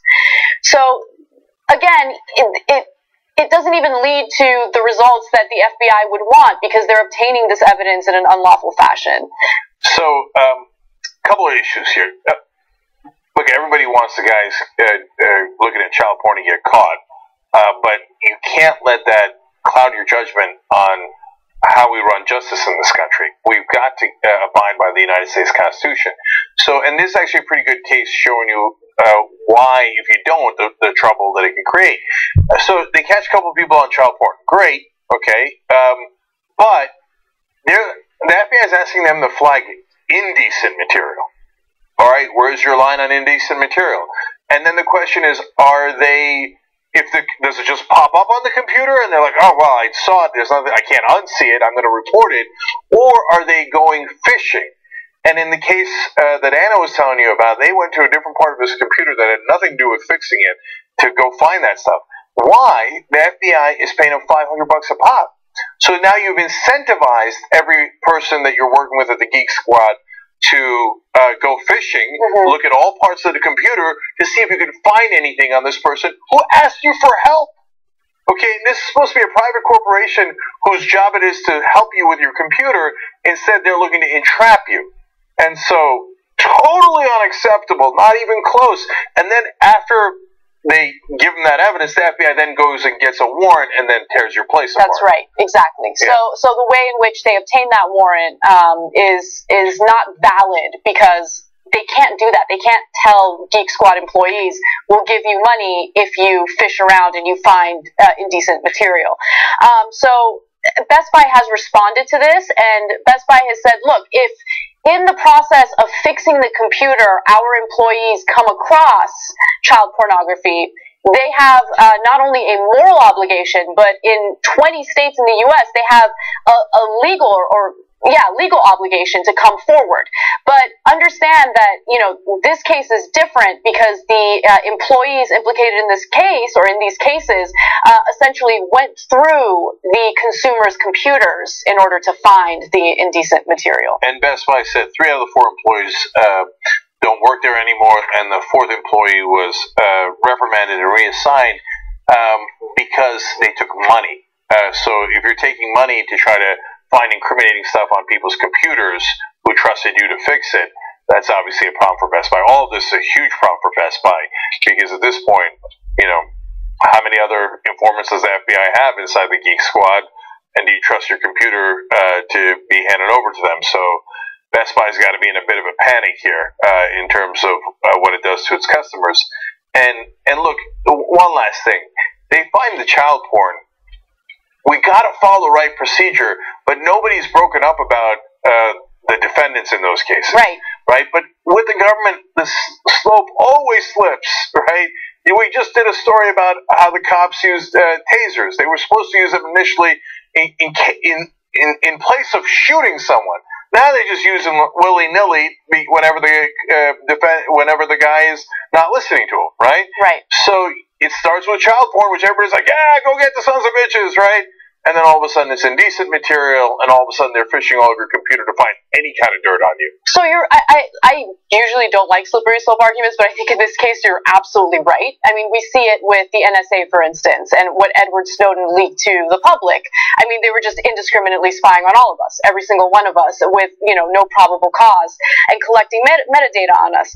So government overreach in that regard is already, there's precedent for that. Now, with that said, though, what I find interesting is every job has rules, right? Every job requires you to conduct your work ethically and to follow certain rules. So, for instance, in our case, we could make up super scandalous, salacious stories and probably increase our views, but we're making up stories. You can't do that, right? That is a fireable offense. Why is it that with law enforcement, in this case the FBI, they do something unlawful? You need a warrant to search people, but they got caught. Let's focus on the Best Buy employees and whether or not there were consequences for them. But for the FBI, did they get punished for this at all? And the guy who had the child porn goes off. Exactly. He gets off. I'm not sure I'm happy about that. But the guys who started the problem in the first place, the FBI, of course, they're the people in power, so no ramifications. Until Trump hears this story, then he'll probably use it like, oh, the FBI knew it. I bet you that Andrew McCabe/Hillary Clinton made them do it. Okay. But, guys, I actually do have one last point about this because I think it's important. For all the people they didn't find child porn on, that doesn't mean they didn't go through your computer and look at all your porn anyway. Right. Right? Or look at all the other, your finances, I don't know if you've got medical information on your computer. I don't know what kind of info you have. Basically, the FBI told these guys, go rummage through their whole computer. And so they know all that embarrassing stuff about you because the FBI was paying them in case they could find something illegal in your computer. That's a terrible idea and a horrible invasion of privacy. Mark Cuban, he might be in a bit of trouble. Let's talk about it. A security guard or former security guard from a bar in Portland, Oregon has come forward to corroborate allegations that Mark Cuban had sexually assaulted a woman at that bar back in 2011. Now, back in 2011, the woman did go to police and did file a police report, and cops did investigate the allegations, but they decided not to, the prosecutor decided not to pursue the case because there was a lack of evidence. However, now Christopher White, who was a security guard working at that bar at that time, said he saw the NBA basketball team owner in the barrel room with his entourage and witnessed Cuban putting his arm around a woman for a photo. Now, here's the relevant part of what Christopher White had to say. She jumped away like she was not happy with him. That's when the energy in the room kind of exploded. So the allegation by the woman was that he put his hand down her jeans, the back of her jeans, and penetrated her with his fingers. Now, Christopher White said, I didn't have a camera on his hand, but it sure looked like it was too low to be just on her back. And he also said that Cuban appeared to be heavily intoxicated. He was slinking around all over the place. I believe we told him we couldn't serve him any alcohol. White says that Cuban would point his finger at women with whom he wanted to be photographed and beckon them. The way Cuban touched some of the women struck White as inappropriate because his hands moved well below the middle of their backs, he said. White also said that he was never interviewed by police, but later told a friend that what he had witnessed. The friend confirmed to Oregon Live that White had told him the same account. So they made sure to corroborate what White had said to his friends. So, look, these are interesting allegations, and I'm curious to see how it plays out. Apparently, the NBA has decided to launch an investigation against Mark Cuban, and we'll see what the results of that investigation will be. But it is important to point out that the cops did interview several other employees at the bar, and none of them said that they noticed anything strange.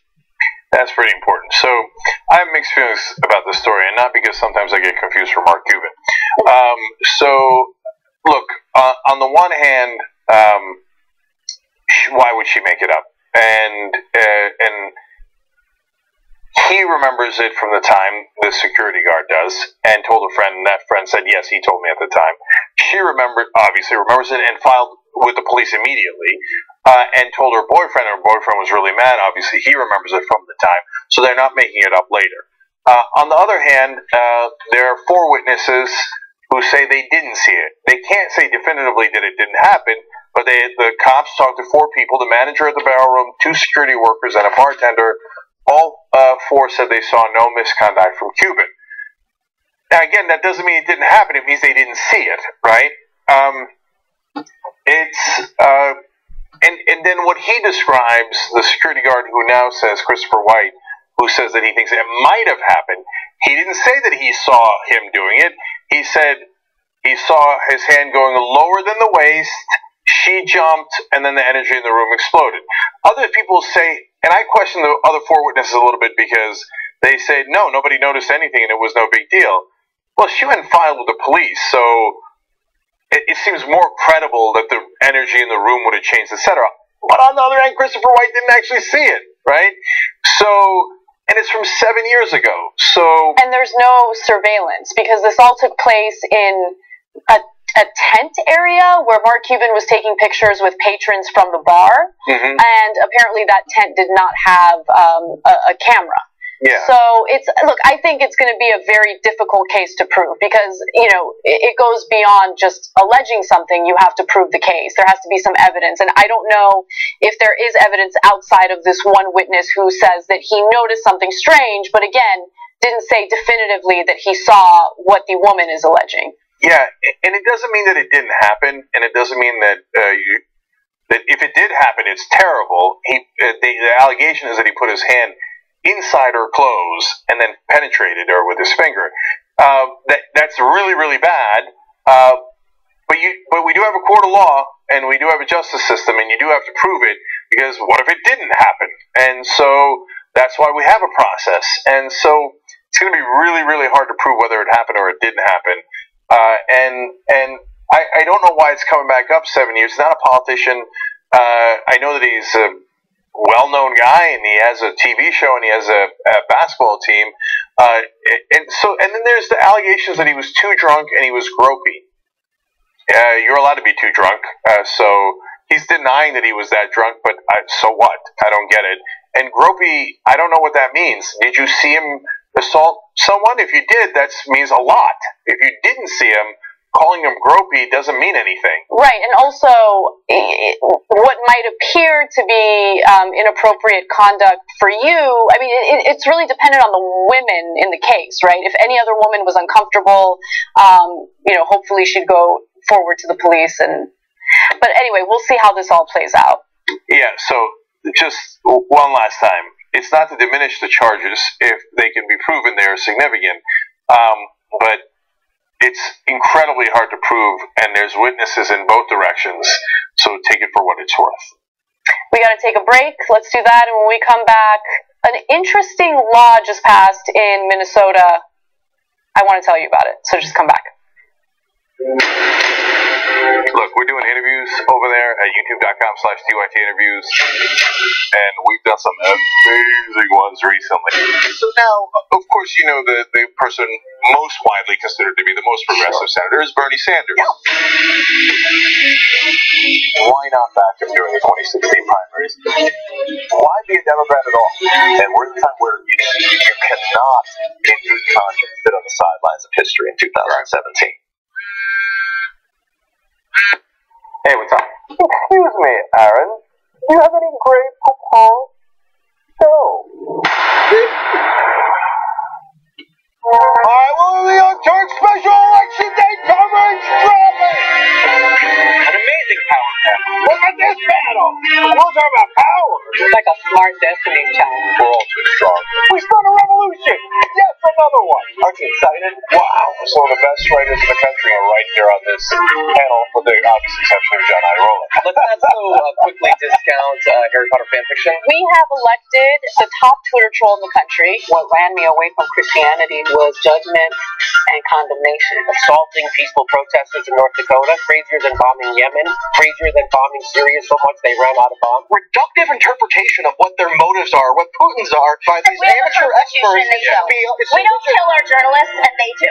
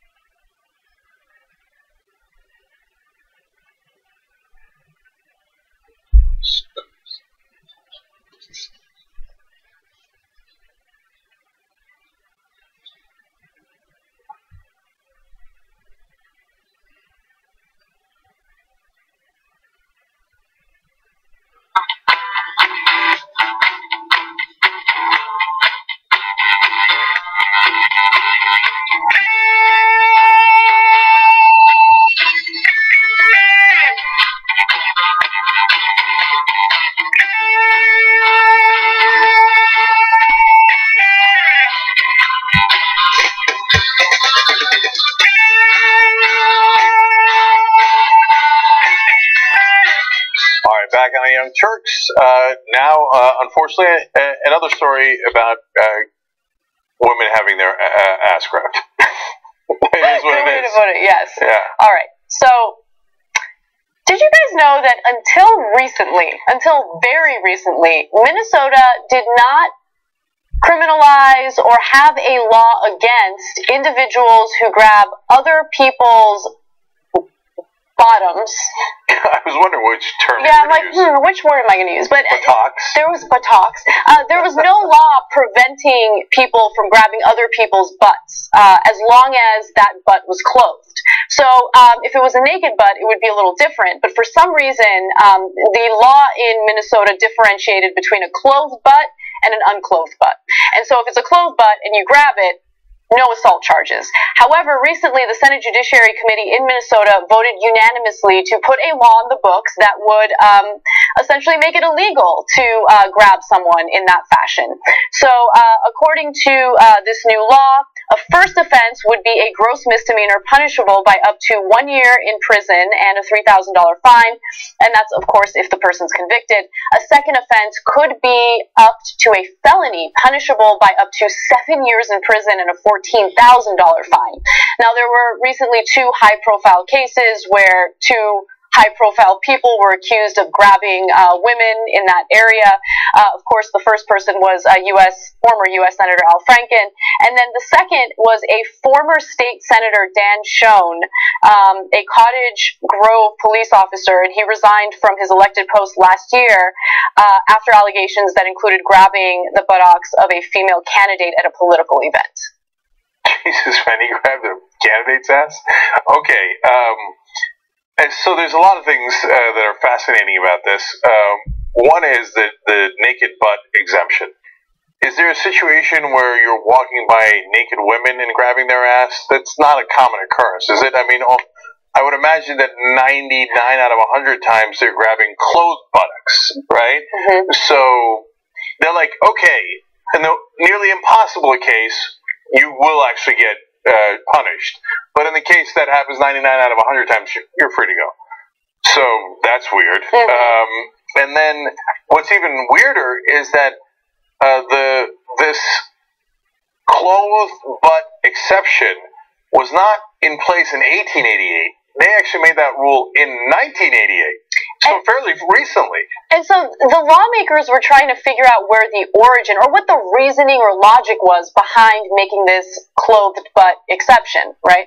And they can't figure out exactly what it is definitively, but what they think is that there was some concern in regard to coaches, because coaches, for some reason, love to slap athletes' butts. And that's like I mean it's like a weird, acceptable, like endearing thing in sports, and thus another reason why I don't understand sports. But whatever, people are having fun, I guess. So they were worried that coaches would get prosecuted or something. Yeah, and it's called the coach's exception, and I never understood that either. I played football, and I never felt a compunction to pat another gentleman's ass, right? Yeah. Like when I think like, hey, good tackle, Clarky, I never thought like, oh, way to go, Clarky, way to go, right? I don't know. I know they're not doing this. And, and in this case, you're allowed to pat in that kind of situation. You just can't be sexual or aggressive about grabbing someone's butt. That's what's now a crime. You just made me think of something. So years ago, and I believe we talked about this on the show, someone had written a column in ESPN. It wasn't even a column. It was just a piece in ESPN about just like the homoerotic behavior in male locker rooms. Mm-hmm. And, you know, my husband used to play sports professionally, so he would tell me about that stuff too. And my guess is, you know, that's just the culture, and most athletes probably accept it and they're okay with it.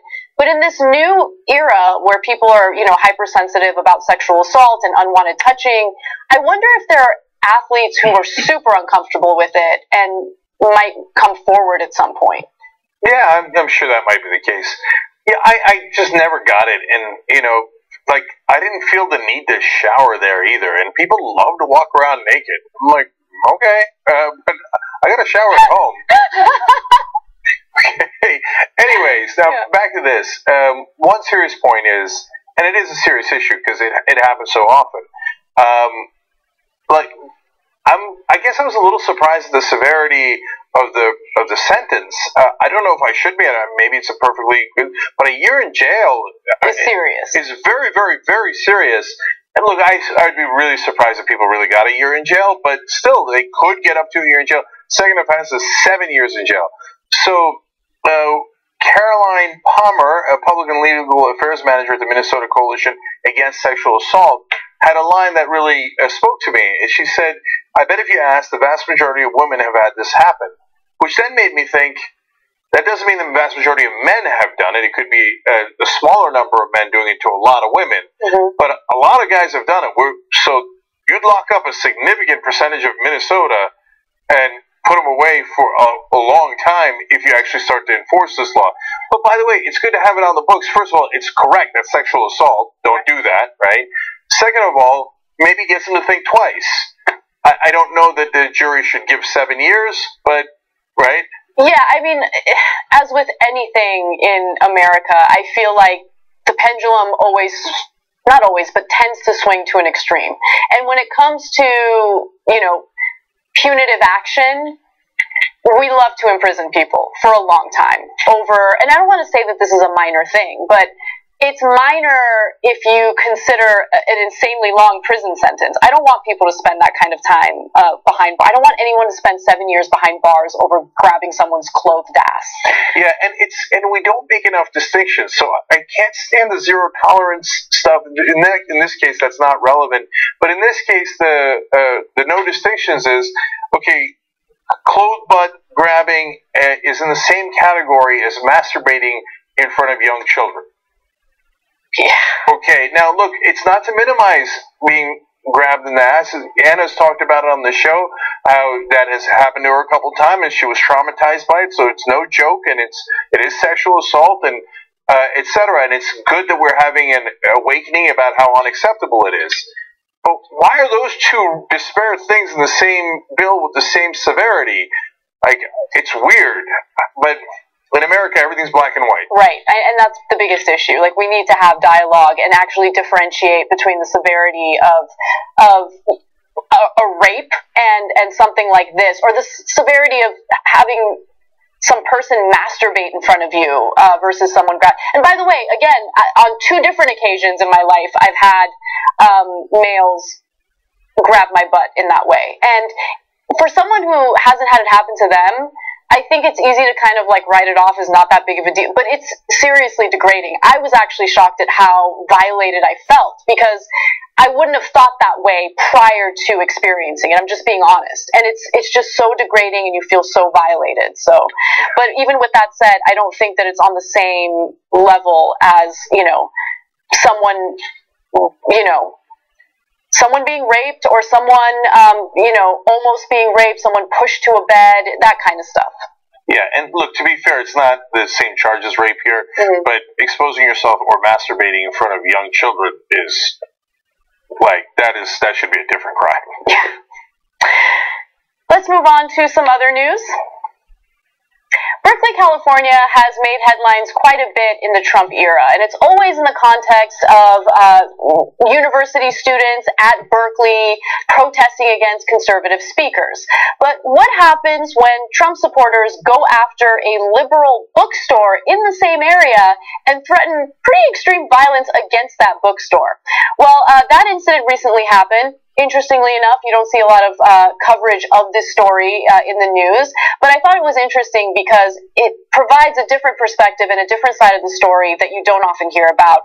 The video that I'm about to show you is disturbing, but it is what it is. Take a look. I'm a racist because I support our president of the United States of America? Yes, basically, yes. You are so ignorant. That is the commie yes, scum. Give me a good reason. You're commie scum. We're going to burn down your bookstore, you know. Give me a good reason. Okay, we have you on recorded that you say you're going to burn down our bookstore. Oh my God! You're the ones that are burning books. You're the ones that are trying to get Marxist, judgmental pieces of You can't tell us how to live. This is America. You're the ones that are burning books. Please leave now. This is America. You. This is a public thing. Why don't you go in there and start? Leave now. You're not allowed in our store. I already said no. I'm not going to any store, so get the out of my face. and this motherfucker wants to fucking do it. Yeah, you motherfucker. I was here March 4th, April 15th, April 27th. We ran your stupid asses out of the Berkeley. Trump is going to get rid of all you pieces of You know that? All you anti-American. You know what? Genocide is coming. You are genocide. They're to say, make America great again. Hell yeah. And you can tell that what this really means is make America white again. You anti-white. Hey, Revolution Books, the only people that come here to buy this are Antifa pieces. Okay, see, they believe in freedom, the freedom to burn down your bookstore. That's not freedom. That's and threatening violent action is also a crime. But of course, they're not sophisticated enough to know that. I mean, they don't know anything. They're so incredibly ignorant. But you can't threaten to burn down somebody's bookstore. And then they go, oh, you're the one burning books. Really? When? When? You're the only person threatening to burn anything down was you guys. The entire bookstore, which would also be burning books, by the way. You guys are so intolerant. That's why you won't let people speak. By the way, Trump's going to get rid of all of you guys, and you're all commie scum, and I'm going to burn you down. Okay. Gee, I can't tell who's the intolerant one. Right. So, keep in mind that video started with the woman asking, just because we voted for Trump, you think we're racist? And the bookstore employee or owner, I'm not entirely sure, responded back, yeah, pretty much. Yes, basically yes. That's what she said. And then they lost it. That was when things kind of went nuts. And then later in the video, the man can be seen telling people outside the store that, quote, Trump is going to get rid of all of you pieces of expletive, right? So what do you mean by that? Are you saying that Trump's going to deport brown people? Like, what is he referring to? Mm-hmm. You know what I'm saying? Like, it's, and also, if you're not racist, what do you care if someone from a different political ideology thinks thinks that you are? Who cares? Why do you care so much? Like, it's interesting that it gets under their skin so much. They get so defensive. Yeah. So, if you took Trump's going to get rid of you guys in the best possible light, not racial, but just he's going to round up liberals and put them in prison or kick them out of the country. Yeah, sounds like a tyrannical government. Yeah. What part of that was freedom again? I'm a little confused about your ideology. So then they go around like crying nonstop about Berkeley, right? Mm-hmm. Just all this baby tears that I think when I see it, I think sad. I've been triggered. They won't let me say things like I'm going to burn your bookstore down and threaten violence against you. Why won't they let me do that? What happened to freedom? Okay, they're weird, angry, violent snowflakes, but still snowflakes. And there is such a thing as being anti-white. And it's so funny because they accuse people of using racism too lightly. Mm-hmm. And then they accuse the other side of being anti-white with no evidence, right? So what's anti-white? Farrakhan just the other day gave a speech about how we're going to go get the white men. And called them the Satan and the satanic Jew and stuff. So that's anti-white, and it's anti-Semitic, okay? Because he said it. Okay. On the other hand, saying, hey, I think Donald Trump is racist, and I can give you 1,000 different reasons why, and it's not like I don't like him. It's that, for example, the Central Park 5 and the birther theory, and I can go on and on. I have specific reasons why I happen to think that the things he says at a bare minimum have racial undertones. You're anti-white. Well, I didn't say that about Trump because he's white, but you see everything in a racial lens, those MAGA guys. So when you criticize them, they go, why'd you call me racist? Look, what I don't understand is, why did they feel compelled to show up they showed up to the bookstore. It's not as if, these bookstore owners or employees showed up to their home. These two individuals showed up to the bookstore and just started yelling and just were incredibly unhinged. I mean, can you imagine if this happened to, I don't know, a religious bookstore? If a group of atheists, for instance, showed up to a religious bookstore and had this ridiculous unhinged rant, first of all, I would be 100% against it. As an atheist myself, I'd be against it. It's okay for people to have different political views and different political ideologies. Like, let's for a second I know we're living in Trump era where everything needs to be this divisive and this disgusting. But for a second, can we take a step back and be decent human beings? Can you imagine if black activists went to a conservative or religious bookstore in the middle of Kansas and said, "We're going to burn you down"? Okay. Oh, Fox News would talk about it 24/7. They talk, forget 24/7. They talk about it for years. Remember when they said they chanted burning down the bookstore of these poor white Christian folks in the middle of Kansas? You know how these people are, right? And then they get so based on your actions and what you do, we call you things that you actually are, and then you assume that we're doing it because you're white. But that's only because you look at everything in a racial way. It's not because you're white. There's literally hundreds of millions of white people in the country, and they're not doing it. You are. Anyway, all right, one more break. When we come back, Coal Ash, you're probably going to be drinking it soon. Oh, great. I have decided that I'm going to get ripped. Okay? What? Okay. Like, physically? Yeah. Okay. What, you don't believe me? I 100% don't believe you. I will get so ripped, here's my prediction, that someone at PYT will say, "Cenk, you've got to stop working out." Wait, we're tired of you winning. So you don't believe me? Cenk, you don't have time to, like, do your daily duties for the main show. You don't have time for your daily duties. Because what you guys don't know is how great my muscles already are. It's absolutely possible. But you can't have Leah run to the food truck to get you, like, 2 different types of grilled cheeses with, like, tater tots for lunch. Like, you can't have that anymore. Let's see what happens. You also have to go to the gym regularly. Let's see what happens. All I'm saying is, let's see what happens. Have I ever been wrong about a prediction? Almost that.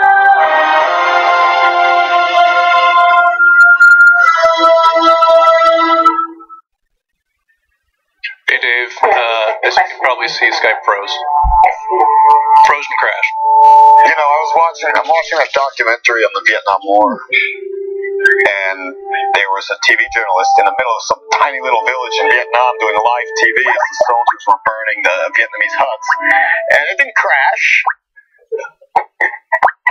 And that was 1965, and he was in Vietnam.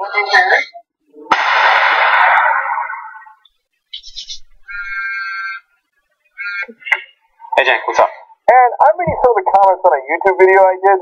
What the cuck? Go.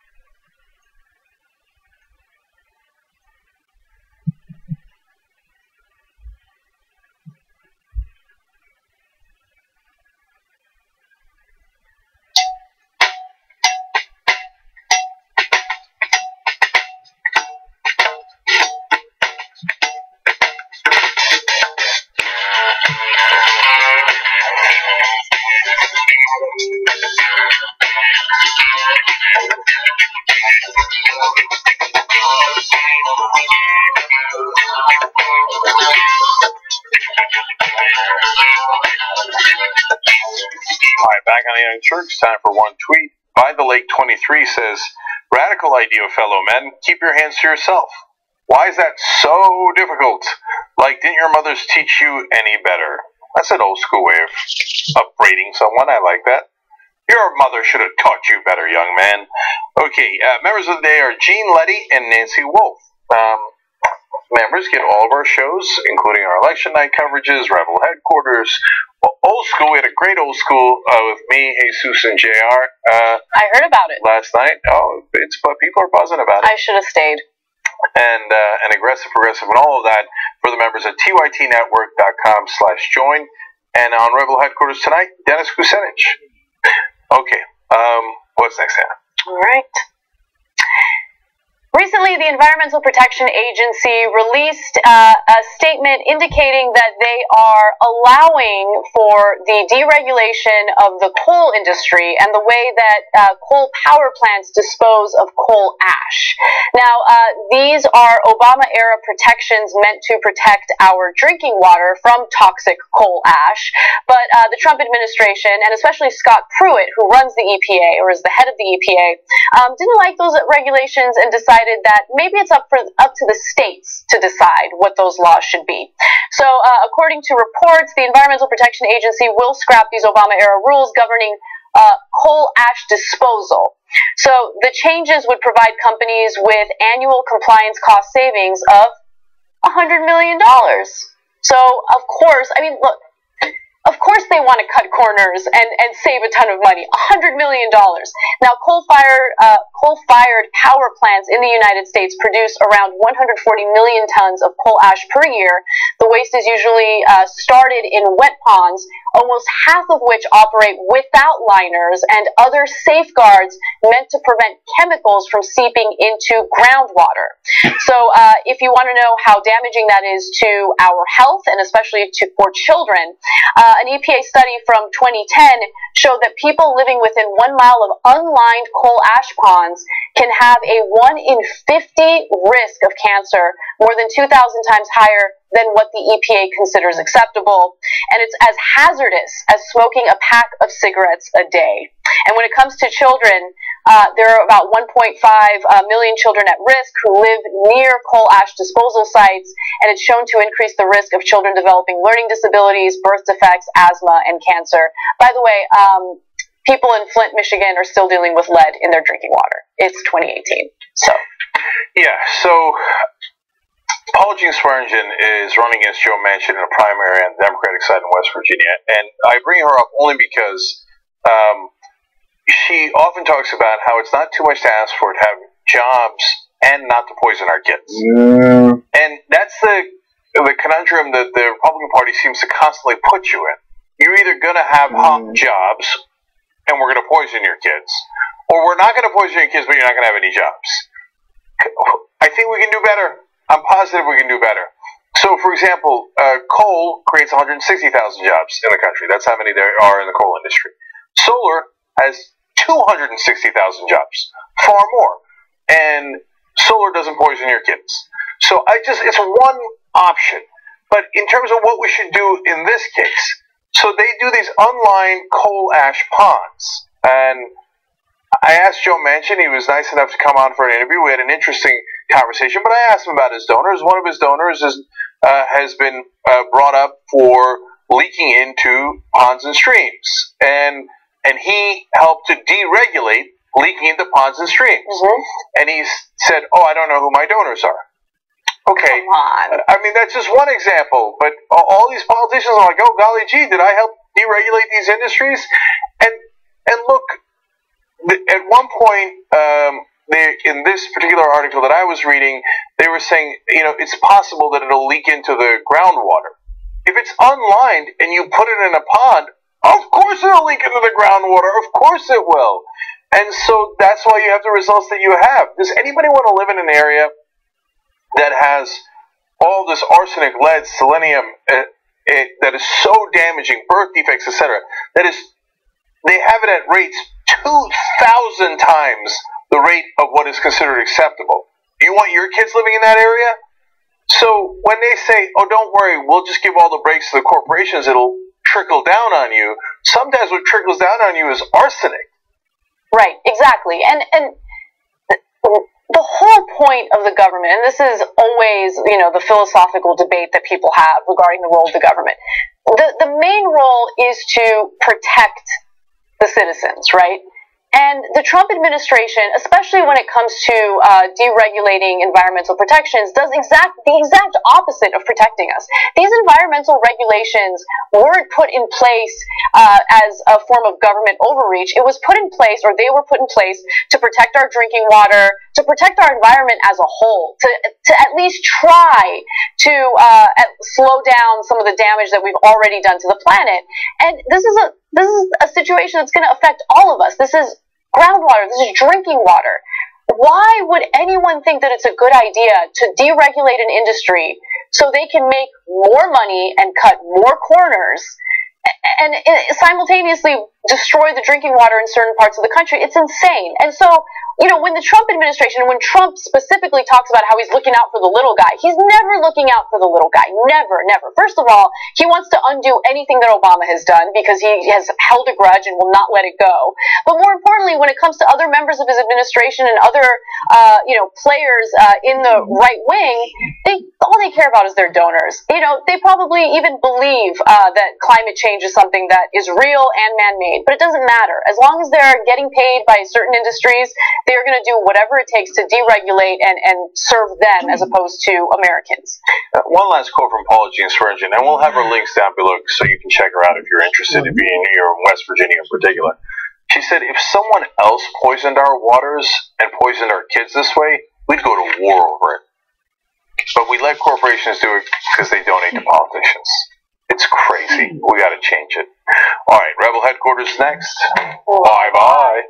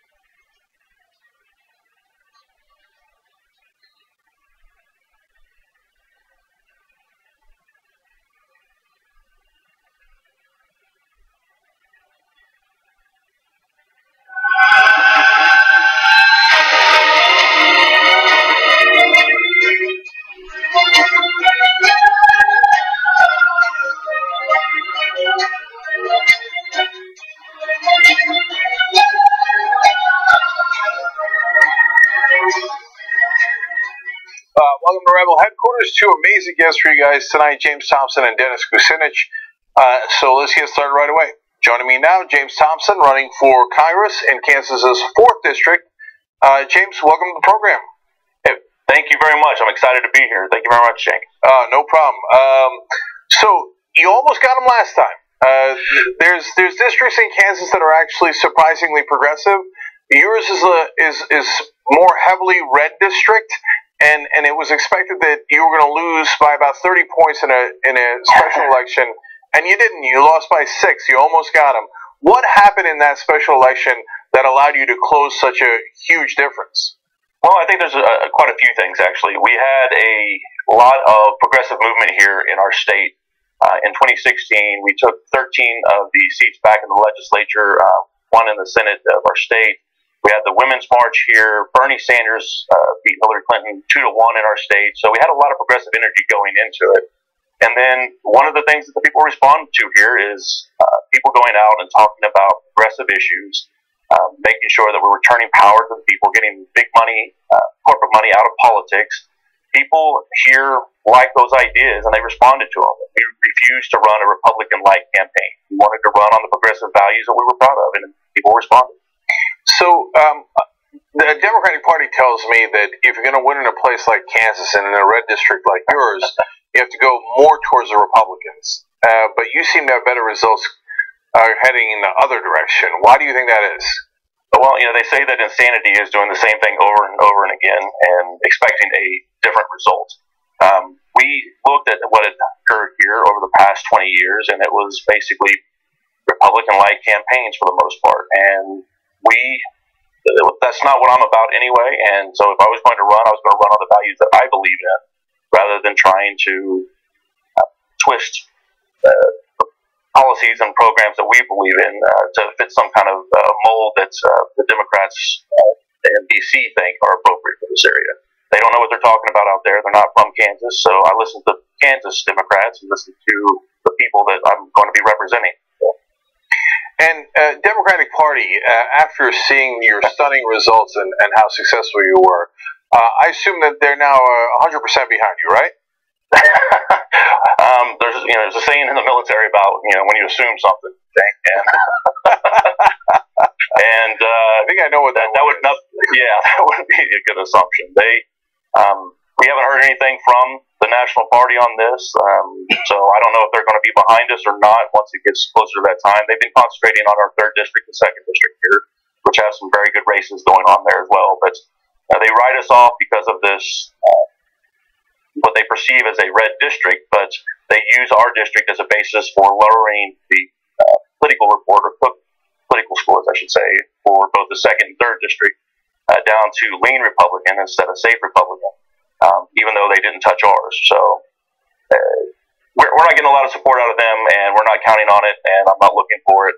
I don't think that they know what they're doing when it comes to running in a red state, and I want to run the race that I think is appropriate for the people I'm representing.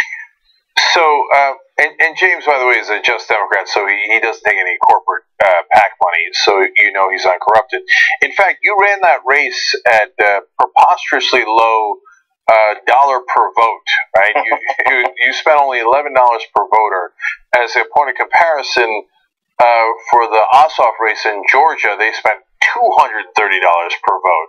So that's a giant difference, and I would argue you did far better under the circumstances you were in. So what did you spend the $11 per vote on that was so effective? Well, we spent a lot of it on just getting out the vote, making sure that we were doing ground and pound here. We were out knocking doors. We made over 330,000 phone calls, 220,000 texts. We knocked on about 40,000 doors. We bought every sign that we could find in town, any digital billboards, any mobile billboards, anything that we could find like that, we spent money on. And then digital. We crushed them in digital and Facebook, Twitter, making sure that we were getting the word out there, YouTube. We took technology and used it. We had people from all across the country that were chipping in to help out, people that were coming in wanting to test out new ways of texting, etc. We were written off already, so we had nothing to lose, but we tried it and it worked, and we were really excited about the results that we got. Yeah. And I think if we'd had a couple more weeks, we could have taken it. Or if the National Party had come in and actually helped out when the Republican Party came in, we could have won it too. Yeah, and it was only a 60-day window because it was a special election, so that's what made it much harder. But now you could unleash your volunteer army for a much longer period of time. That's why I think you stand a pretty good chance of winning. And you know, James, you're telling me the same story I hear from a lot of the successful candidates, which is ground game and digital. And so the big consultants, they want you to spend money on TV because they get 15%. And so they don't. To you, wasting money on TV is the bug. For them, that's the feature. So I think that's exactly right, Jake. And I think that we wanted to put our money where we thought we could get the most bang for our buck, so to speak. And that it's not that TV doesn't have its uses, but there are other ways to get out there. You want to motivate the millennial base, then go to the platforms that they're looking at. Don't just assume that everybody is going to watch cable television or the local news channels when a lot of people are only on Netflix, Hulu, YouTube, those types of things, or Facebook and Twitter. And we really push that into our campaign. So I want to just ask real quick about your policies too. I know you're Just Democrats, Democracy for America, Blue America, Brand New Congress, Sister Giant. They all endorse you. These are all wonderful progressive groups. You're a civil rights lawyer. But what are the policies that you're concentrating on in this race? Well, we've got several. We are really wanting to make sure that we push Medicare for all once we get there. Understanding, though, that until 2018 is over with and we take back Congress, that if we don't take it back, we're going to have to look at some other options in there as well, because it's unlikely that the Republicans will go along with the Medicare for all plan. But I want to push that because everybody should be entitled to get health care and should be able to get the things that they need. Making sure that our working people have a livable wage, that they're able to provide for their families, have a dignified job. That, in particular, will make sure that we take care of some of the other problems that we have out there. If somebody has the ability to take care of their family and get their children educated and make sure that they have health care, that's going to take a lot of the issues off their plate and allow them to have a much better result in their own lives. And then veterans is a very big issue for me as well. Not only because I'm a veteran, but I've seen firsthand the destructive effects of PTSD on families, including my own, and I want to make sure that our veterans are taken care of too. All right. I want to make sure everybody's got the links for James, so let's put those up. And these are always in the description box on YouTube if you're watching on YouTube, and in the comment section on Facebook, votejamesthompson.com. And then obviously that his volunteer army has done some amazing work, so be part of that. And if you deliver this victory, it'll be, it'll be amazing. And we get to prove all of the conventional wisdom guys wrong. And James, I think you're really onto something with that. There is a lot more progressive fire and passion in Kansas than people realize. Well, of course, we talked to Brent Welder in the 3rd district. He's now beating the Republican there, the incumbent, by 7 points. And so finally, you've got your side. And I think part of the reason that the progressives are fired up and the Republicans in Kansas are not is because of what's known as the Kansas experiment, which was a disaster. So just for people who don't know it, just real quick, if you could tell us what it is, and 2, how is your Republican opponent tied to it? The Kansas experiment, it was basically Sam Brownback's trickle-down economic plan, where he cut corporate taxes down to the bone and then cut spending down to the bone as well. So it destroyed our economy here, destroyed our education system, and we're going to spend years and years recovering from it because of this failed experiment. My opponent was the treasurer of the state, and although he likes to try to distance himself from any decision-making in this process, he never once stood up and said, look, we're really hurting this state. And he's continued to support that plan, and we've seen him support it up at the national level. They're trying to implement this, and actually they did implement a form of this when they cut the corporate taxes. So the tax reform plan that we saw in Kansas is now being implemented on a national model, and that's going to hurt our economy. And I think that as time goes by, we'll see that. And my opponent just rubber stamps anything that either Trump or Brownback or the Koch brothers tell him to do, since we are in the Koch's backyard.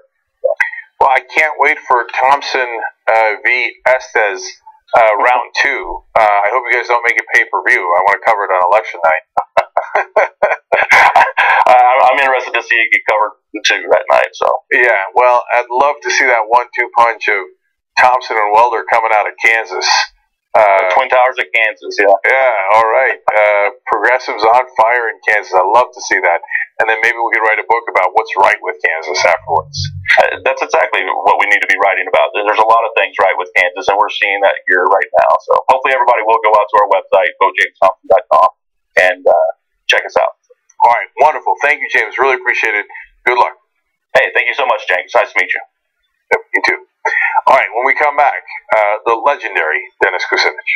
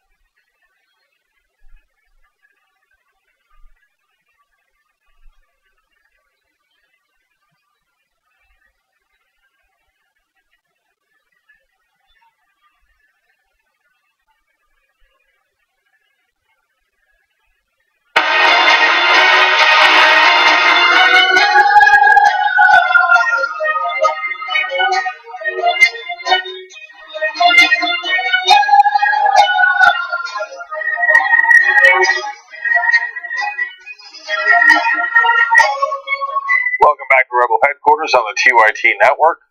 Now joining me, Dennis Kucinich. Dennis Kucinich, longtime congressman from Ohio, mayor of Cleveland in the past, Democratic presidential candidate in 2004 and 2008, and now a candidate for governor of Ohio. Congressman Kucinich, great to have you on the show. Great to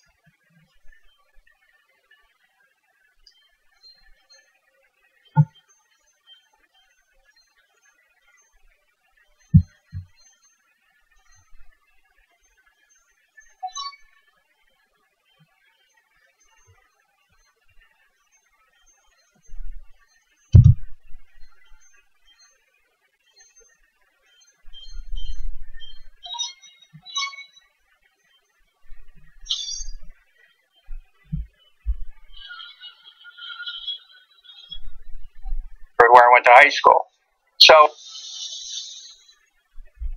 I run for council, and I asked an assistant city editor, and he told me, and I just at that moment made a decision that I'm going to run for city council. I was 20 years old, and I just got the petitions and started circulating. The Plain Dealer ran a headline, and I think August 1st, 1967, protest with a guitar, not this candidate, 20.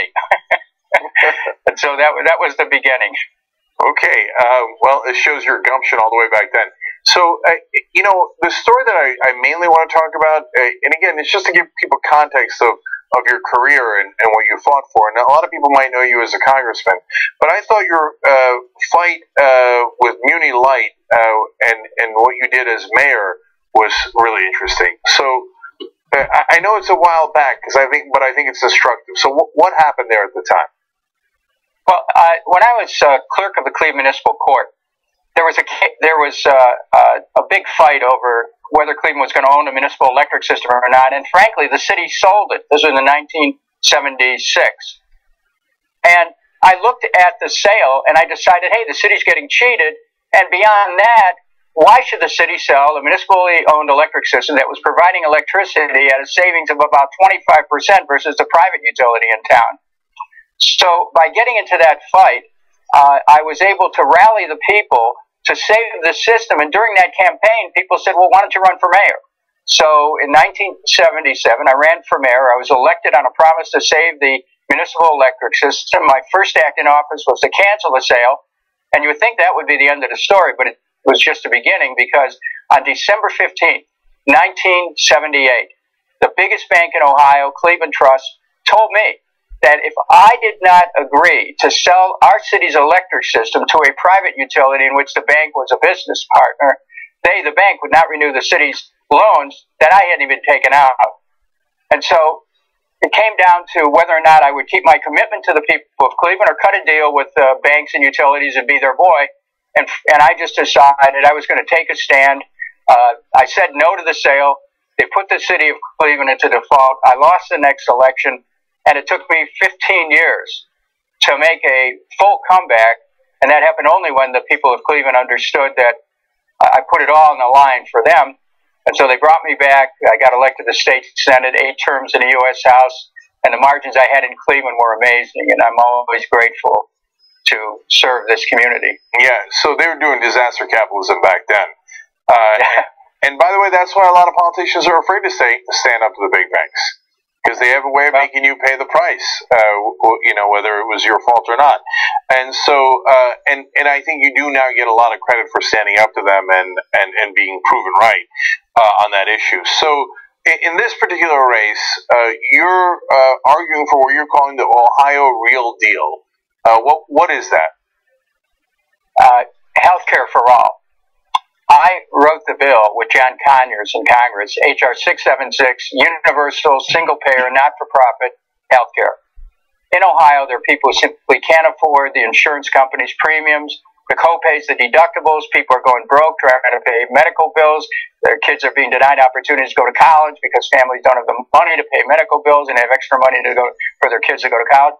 So Terry Samples, who's my running mate, and I, are very soon going to roll out a Ohio Care plan that would cover everyone with basic health care. And it will enable people to have low-cost, affordable health care. And Ohio will be one of those states which will be known as a state that takes care of its own. The other thing, Cenk, is that we have plans for a 2-year free college. And I think there's so many families that are not able to pull the money together to send their kids to college. At least the first 2 years ought to be free. That would include trade schools, and we would enable our young people to get a start and not have to pay. There's other issues like clean water. Ohio has become a fracking capital. There are wells that are being drilled deep into the ground to bury toxic waste from other states. This has to stop, and what I've said is, when elected governor, I'd end this fracking and end anything that damages the environment of our state. I've also come out very strongly in favor of legalization of marijuana. And finally, you know, the biggest issue in this election is banning assault weapons. I've come out very strong to say it's time for Ohio to join 5 other states in banning assault weapons. Cleveland, where I'm from, where I'm talking to you from, had an assault weapons ban in 1991, and it was taken down in 2010 by the then Democratic Attorney General on behalf of the NRA in Ohio, and he happens to be one of the candidates for governor right now. Is in the same race I'm in. So this ends up being a huge issue in this race. People shouldn't have to worry about their kids going to school and not coming back because they've been a victim of a assault weapon attack. One of the things I've noticed about what's going on in our country right now is that people are thinking twice about the public space that they're in. You know, if you're in a movie or a church or a shopping mall, wherever people congregate, there's always second thoughts. Is somebody going to come in with an assault weapon and start mowing people down? We got to get rid of assault weapons. They're weapons of war. Okay, I wanted to ask you about one specific policy question. When you do universal health care within a state rather than nationally, which is what you're proposing, what happens to private insurance within that state? Well, they'd still be able to offer private insurance for specific things that are not related to general care. It's people may want some extra insurance. But the basic health care would be covered by an Ohio Care plan. It was the same way when we offered HR 676, the single payer plan. Private insurance would still be permitted to operate, but not if it duplicated then Medicare for all. In the case of Ohio, not if it duplicated our Ohio Care plan. It's very interesting. I would love to see how that experiment plays out. And Dennis Kucinich has shown throughout his career that he's bold enough to actually do the things that he says he's going to do. And so if you're interested in that proposal in Ohio, well, then I guess Dennis Kucinich is going to be the candidate you're going to back. So Kucinich.com is the place to go to get the information. Yep, and there's the links as well for donations and volunteers, and that will be in the description box below if you're watching on YouTube, in the comment section on Facebook. And you've got a really interesting race on the Democratic side, and I'm curious to see how it's going to play out, and then whether you guys can knock off the Republicans in unfortunately a growingly red state of Ohio. It used to be very purple, but in this wave election, anything can happen, and Ohio's not lost yet. So, and I know that you're going to fight hard to get it back. So, Congressman Kucinich, thank you so much for joining us. We really appreciate it. Thank you, Cenk. And anybody wants to contribute, they can help make it happen, because we're operating a campaign that's based on public subscription, not on the interest of special groups. So, people want to contribute, go to Kucinich.com, help us out. All right. Thank you, Congressman. Appreciate it. Thank you, sir. All right, that's all the time we have for today. When we come back for the members, we'll have the post game for you guys. That's at tytnetwork.com/join. We'll be right back.